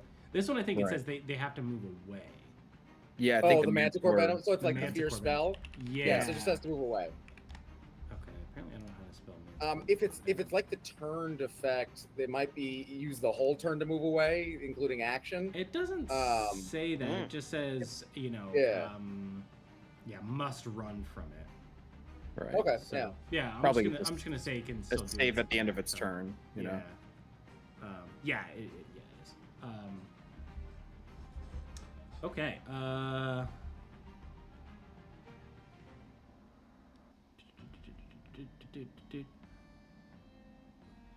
Okay, cool. It's going to attack, and then I also need a dex save from you, Erasmus. Okay. Miss that one. That was scary. 21. The 21, dice, okay. Oh, dice sorry. do that thing. Go ahead and roll another one for me because I forgot an ability that it has. Is a wisdom save. I'm not gonna. Wisdom retcon save is what it 16. 16. Okay.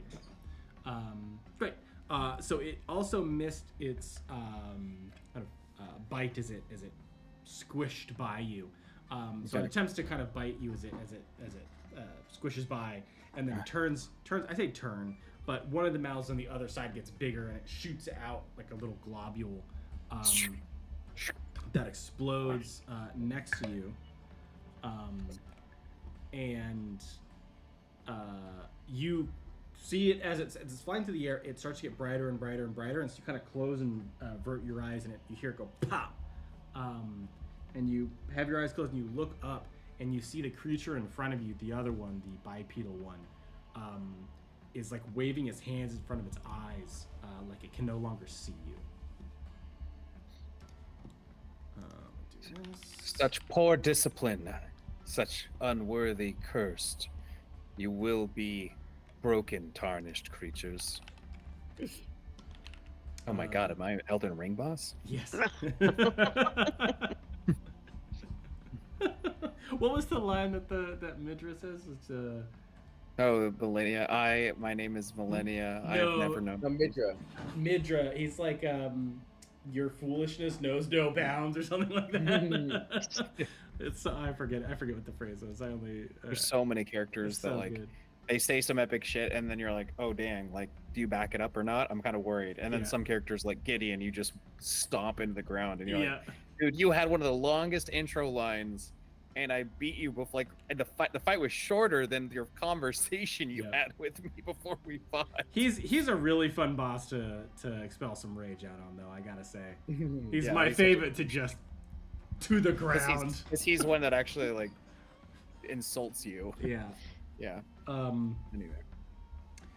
Great. Okay, so yeah, the one in front of you is blinded, Okay. and then you see another one of the kind of goop monsters starts to kind of closer. So it starts from 40 feet to the side. It starts to move its way in to where you are, Erasmus.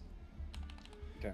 That is as far as it can go. However, the other one, though, that one, yeah, just honestly is just gonna run and then use dash to get close and right up next to you. So now you have one of the bipedals in front of you, one of the bipedals behind you, and then one of the squishes like kind of next to you to the right. A target-rich environment. And the one in front of you, because we're going back to the top of the initiative order, and they are apparently at the bottom. I didn't realize that until I just looked at it. He is going to go ahead and attack you, but he is blinded by the light. And poisoned. And poison. And poisoned. So They're double having a bad disadvantage. time. I was gonna say, not his best day. Not his best day. I've been that This- drunk before. This guy Ooh. wandered over to like the patch of filth where his buddies live, and he's like, "Hey, you know what we should do? We should go out to like the wizard courtyard today. Have a nice day out. Yeah. Wander Yep. around. Walk our It'll be oozed, good. our Yeah. oozed Labradors. Yeah. Yeah, we should slough some flesh over there. Yeah. Like, They're Oh like, God. Thanks, Jeremy. always Damn it, Sorry. Kevin, why are we here? Yeah. nothing bad's gonna happen this time. I mean, what are the odds that two outings in a row we'd get attacked by adventurers? The other one's like, what's two? Yeah, 100%. Two. Their intelligence is As- 3. As they have two bolts sticking out of their neck that I Yeah. shot them with. Okay, well, it missed on all of them, which is Oh, really damn. lucky because one of those die was a crit, and that would have been Good. really fun for me, but I don't get to do that now. Wow. Aww. I'm sorry. Womp womp. That's okay. Okay, cool. That actually is your turn, Erasmus. Which one looks really messed up? Is the one I've The been one in front punching? of you. Yeah, the one in front of Okay. I'm gonna just do some Muay Thai Saint elbows, north Nice. south, the illegal kind. you. 12 to 6. the people's kind. The people's kind. This is the peoples of Drakkenheim elbow. That is going to be 20. Yep. To 21 to hit. That is going to be 15 and 6, so 21 damage. Okay, great. Yeah, looks terrible, quite frankly. And then second hit, same roll to hit, 21. Oh, dang, nice. Let's see. 23 damage on that 23. one. Okay. So as you just drop the people's various Oh. different angle of elbows, The spirit's elbow. yeah, Spirit's elbow. this one returns to being just a pile of flesh. As it falls in front of you, its eyes kind of rolling in the back of its head. Bonus action because I dropped someone. Extra Yeah. attack, spinning around. We'll do a Do the spinning. yeah. Bam. Yeah, I'm glad that they position themselves surrounding me Yeah. for this. It's very gun kata of them. Yeah. All right, it's And, a dirty 20 to hit and a 22 damage. 22. Nice. That 2d6 is just Yeah. loving 2d6, rolling well. I mean, yeah, especially with extra attack and bonus action attacks in the mix. Yeah. Right? All right, that's my turn. I'm gonna stick right in the middle of them all. If I, you know, if I'm keeping them within 10 feet. If I have to move, I will. Yeah, they're all within 10 feet of you. Cool. Well, except for the one that's coming in. He's gonna take a minute, All right. but the two Okay. that next to you. He's like, I'm changing my mind. Yeah, yeah. He just does the sharp turn. Yeah. If I could change my mind with my intelligence of 3, I would do that. If I had a mind Right. to change. Oh. All right, Ryan, that's you. And well, Ryan says to Fairies, I love to watch him work. It's really frightening. Isn't it? Isn't I it? hope he's gonna love be it. okay. Oh, I've pumped a lot of delirium into him. let's. Welcome to Drakkenheim. Let's see if we can help him out. You pump a child full of a bunch of drugs and send him to go fist It's fight. okay. He just turned 18. Boom. Nat 20 on the first attack. Nice. So Now that I'm thinking about I'm it, here I'm like, thinking about oh, everyone's no. attitude towards oh god, what's his name? The wizard we just met. Oscar Yorn. Yeah, Oscar. Oscar Yorn, and like, oh, he's doing human testing, and like, Valus is like, oh no, like, yeah, that's the worst, guys. On humans? No. I feel like Yeah, meanwhile, we yeah, know like- who you are. Erasmus is the test dummy. Well, we're all test dummies. in our own way. Nice. 15 damage on that one. Nice. Which one are you hitting? I imagine the kind of pseudo bipedal one. Yes. Okay. And let's do that again, shall we?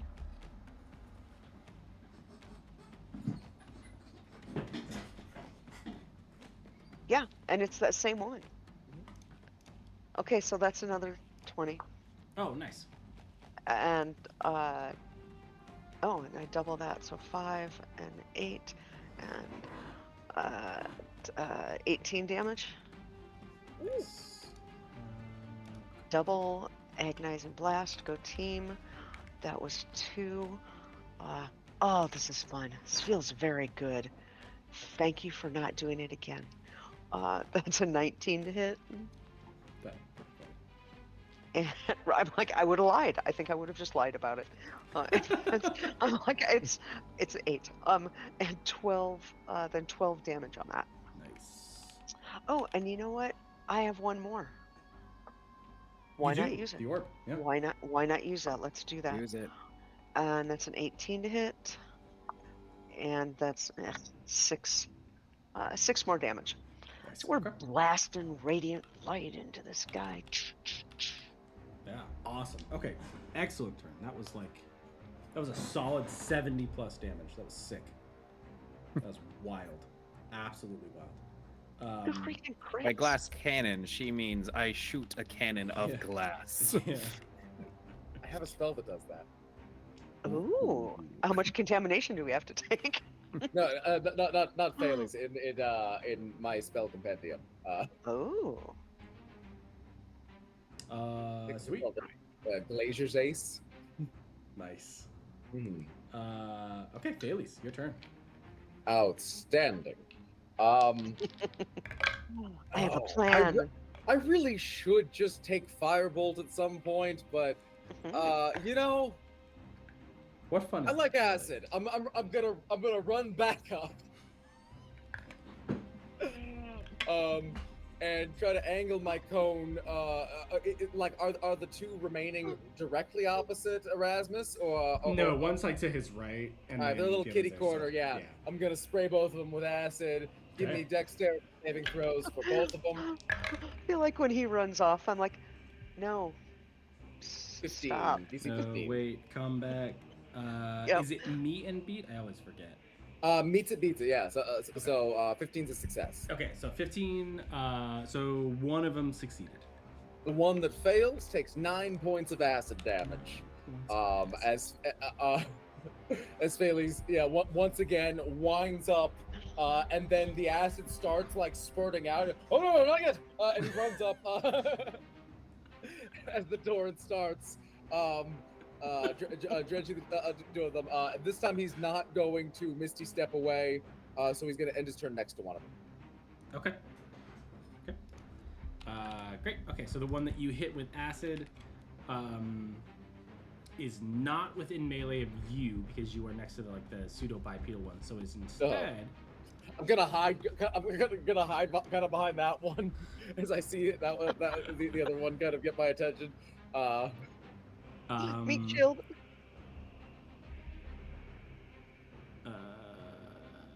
Okay. We've already done all that. Okay, great. Awesome. It's just gonna attack you, Erasmus. Okay. Doesn't have like disadvantage or anything, does it? No. It doesn't. If it starts its turn, it'll be poisoned. Oh yes. Poison. Oh, I'm gonna be poisoned next turn too, Yes, but that doesn't matter because I Don't make attack rolls. Yeah. not very often. Ability checks though. You might need some grabs. Yeah. Okay. So miss. Okay. Yeah. Misses its attacks. Well, its attack. Yes. Yep. That is its turn. Let me roll this just in case. Nope. You are disappointing as filth should it be expected to be. The other one is gonna move its 10 feet, and it's coming. It's gonna be. You stay back. Yeah. The inn is closed. Not you. You are. Not you. Yeah. Not you. You can disappoint me later. Yeah. Who invited you? Don't be summoning. Okay, and then the kind of pseudo bipedal one is where's my other die? Did I? Oh, there it is. Is going to attack you as well, Erasmus. Okay. Because it dodged the acid, and you have been punching it. Valid. Yeah. It's poisoned. How many beers in self? What's your AC? Let's see. In this form, it's a little lower. It's lower, right? 15? 15, I think. Yeah. Okay.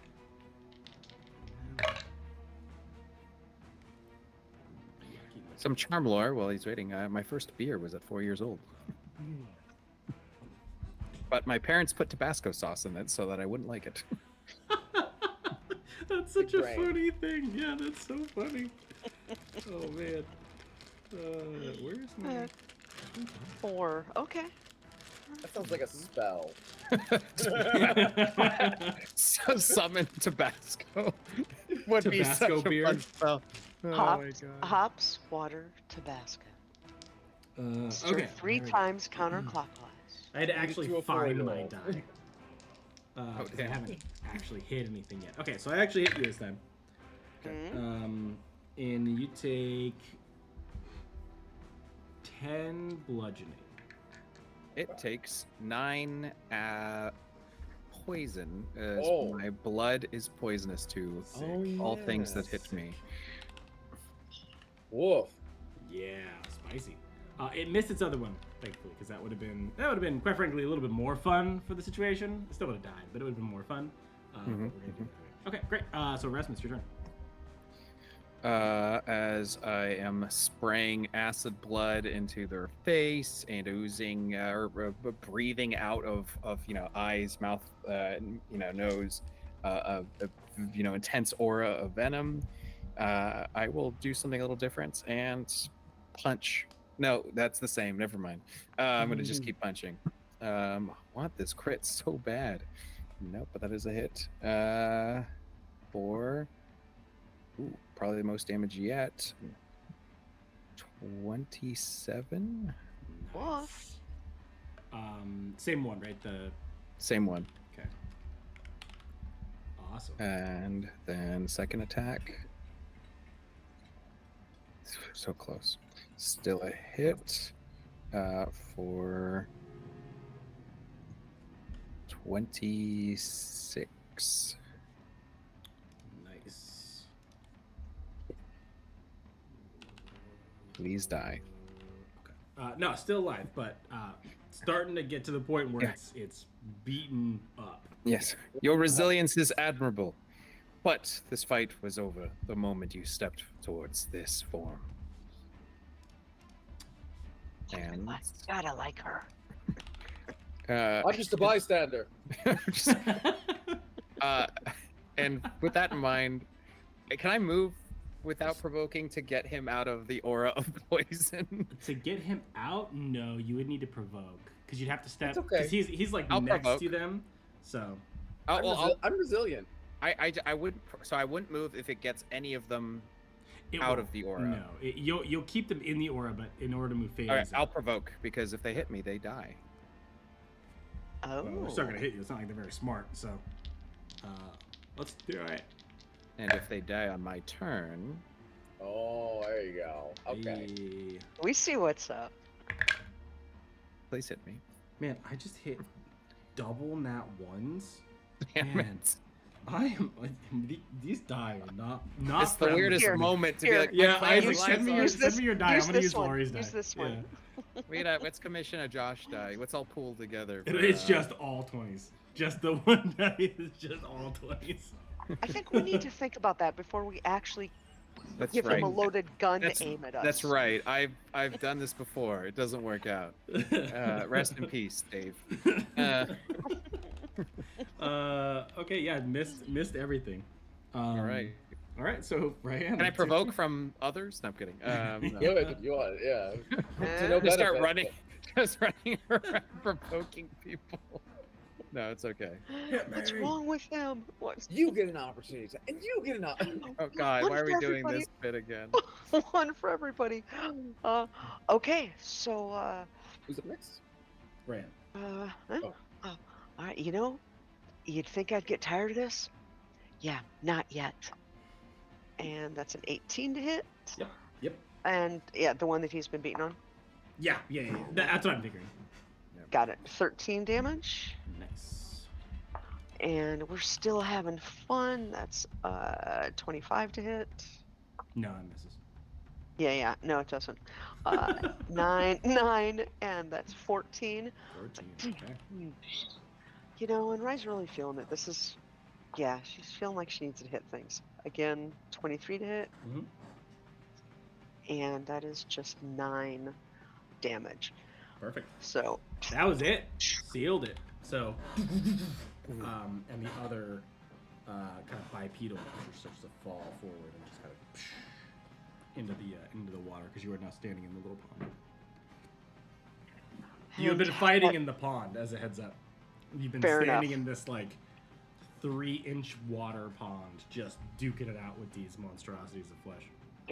and that one, and when that one drops, it just, you know, there's a little smile. That's right. We're gonna finish you guys. All right, Phalles. Yes. All right. Let's see.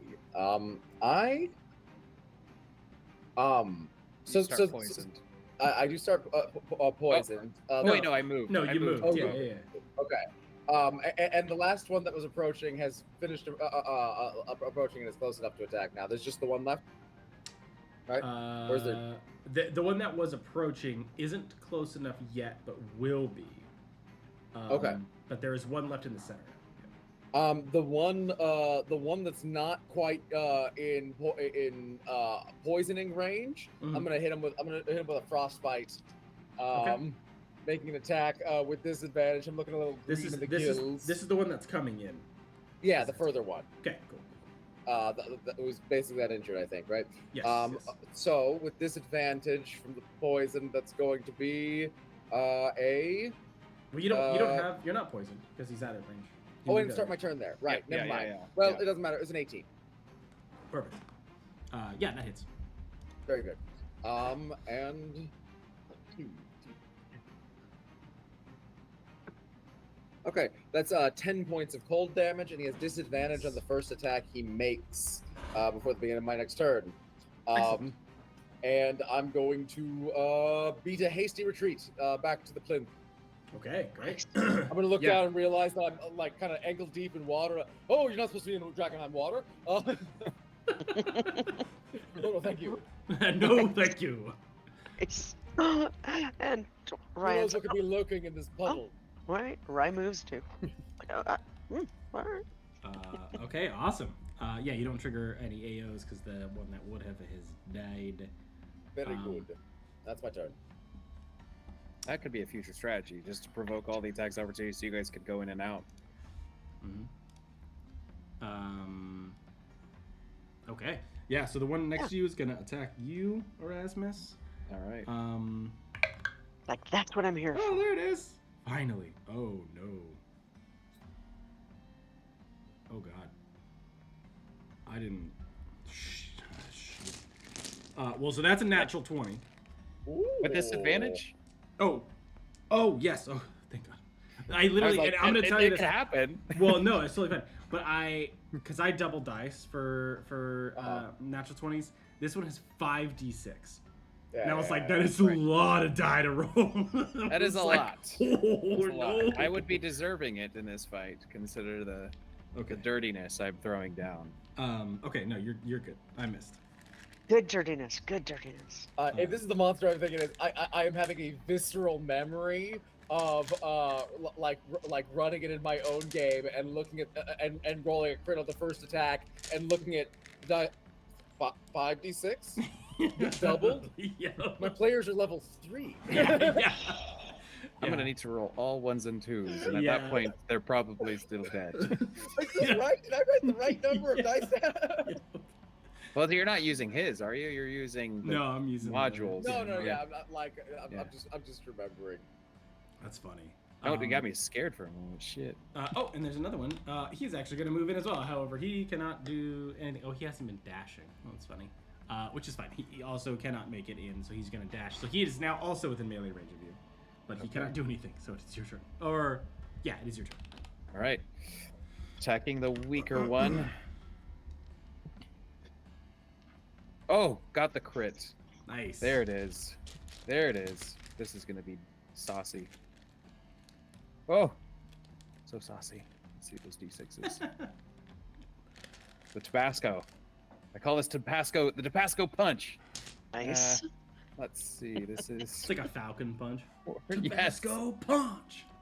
43, 43 Whoa. damage.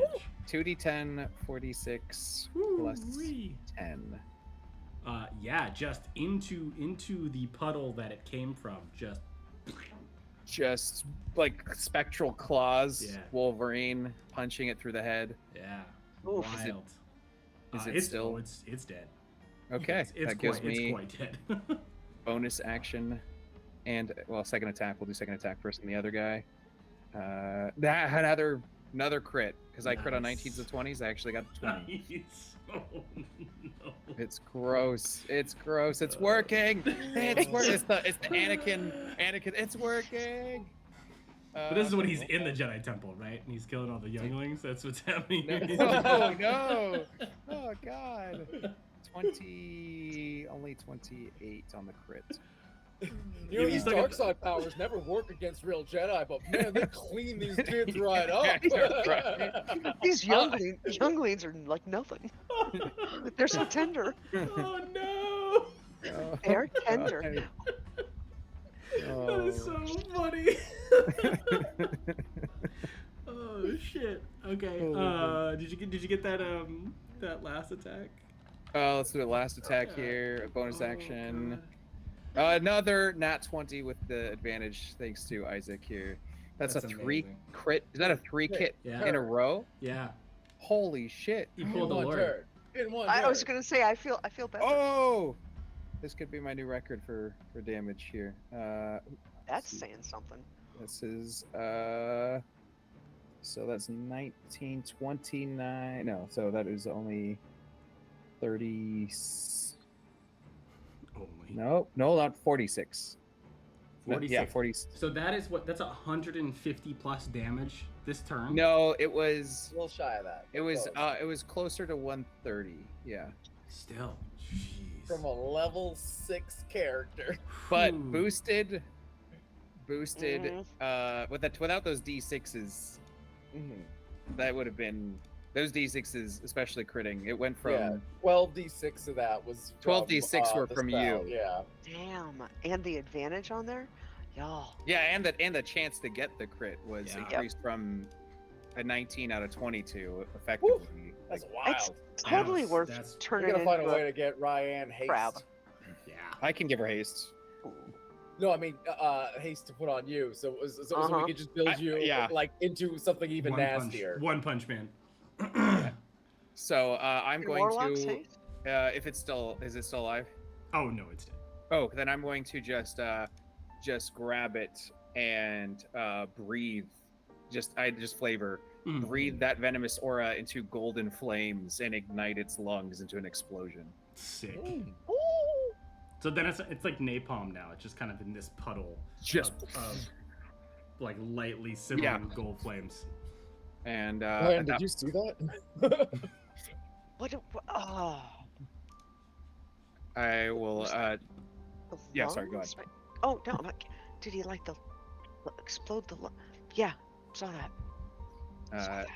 Turning around, looking at both of you, leaning kind of forward, has a large size thing down to your level, saying, "Well done, everyone.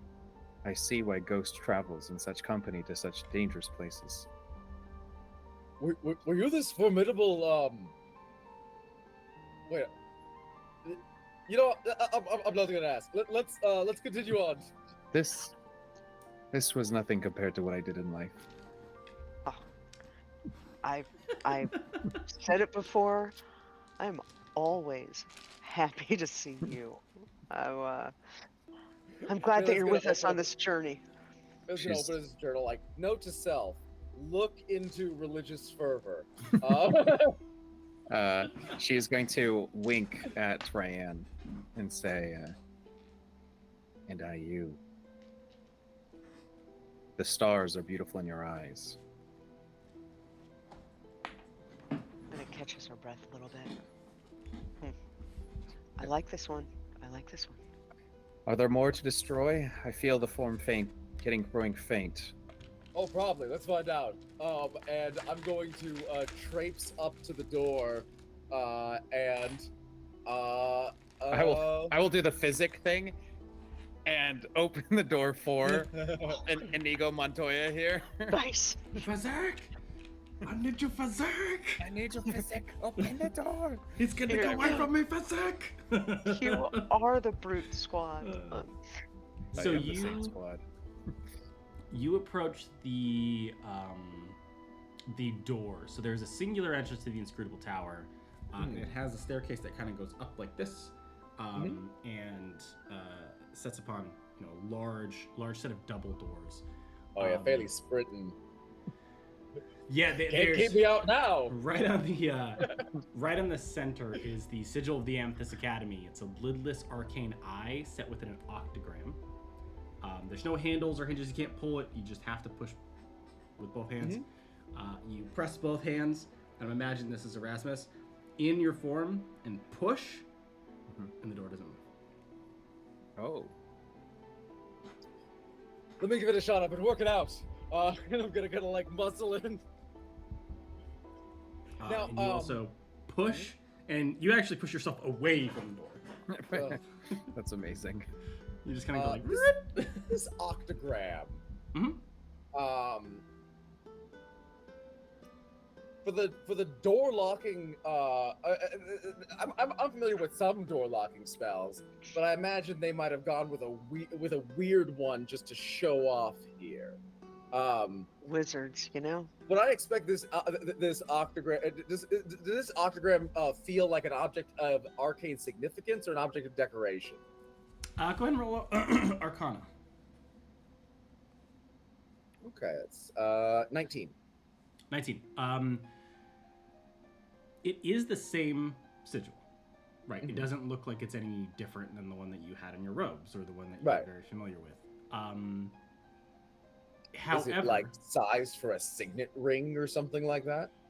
I think you're on the right track there, but it's big, right? It covers both double doors. But the idea of the rings comes to you, and you remember something really specific about the academy, which is you always had to you couldn't show up unannounced. You had to have someone let you through the door if you were to show up. Yeah, I recall that. I'm sure I spent some time while I was no, I don't think I ever actually came here. Yeah, no. But I'm sure other Amethyst Academy buildings use similar enchantments. It's similar vibe, yeah. It's difficulty not having an appointment at. It's Erasmus. usually an item that you need that is attuned to you, like, you know, a key one would have. But wizards are wizards. They don't ever have keys, right? That's always something a little bit more special. And as you're thinking on that exact line, you realize that every single Amethyst Academy member that you've ever met that has gone in this tower has had a very special ring on their hand. Okay. So this was something they used to give out to guild mages and don't bother now because people aren't going to this tower anymore. Yep. Yep. Missed the window. Erasmus would like you to know that he's in possession of a scroll that dispels magic. Perhaps you'd like to wield it. You don't say. He says. Oh, goodness. Yes. Let's give it a shot. Definitely. Let's give it a shot. Okay. Holding you're it. You're handing that to me very threateningly, but that's okay. The flesh-ripping aspects of holy fire will not touch you. Let's see. I haven't dispelled anything in a minute. Ailey's is stretching. And now stand back, everybody. I don't move. Yeah, no, it's like she starts and it's like, no, go on. And I'm going to attempt to dispel this enchantment. Okay. Let us see. Hold on a sec.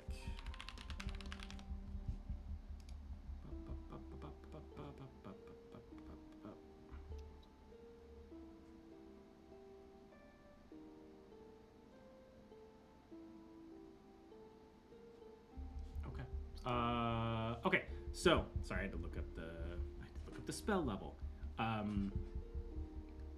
Okay. So go ahead and roll yo die. Straight intelligence check? No, well, it's a check. It's a higher than a third level spell. Right, so straight intelligence check? Right, because spellcasting modifier? Yes. No, not spellcasting modifier. Spellcasting ability modifier. Yep. I forgot that was intelligence for you. Yes. Okay, that's going to be a 16. 16. Okay. So you open the scroll, read it, cast the spell, and there's this like long silence. As like physically nothing happens. Right, nothing visible. So it's very stand back, and you read the thing, and then just nothing happens. Is it something that I can help, like, as in, like, if I have something to give him a reroll or such? I mean, it is an ability check. But I mean, we did the thing. Dang, I got like a help or a guidance would have worked. Absolutely, I was like, is it? Because that's. But didn't think of it. I'm like, can I mean, remember? how I do didn't you- either. How do I you know will what push out the door in a defeated way. It opens right up. Oh. Oh. It's a lock. It's not gonna open the door. It's just gonna unlock the door. So yeah, you just like, huh? It's just, Yeah, so Bailey's does like a big Awesome. dramatic thing, and then she turns around like shrugs. Yeah, the saint just leaning on the door, like, oh, what will I do? And it just opening. And it opens, and you see in the lobby of the inscrutable tower, you have done what very few people have, one, been able to do, which is enter the inscrutable tower, and two, what those recently have found near impossible to do, which is enter it in a fallen Drakkenheim. And that is where we're going to go ahead and end this episode.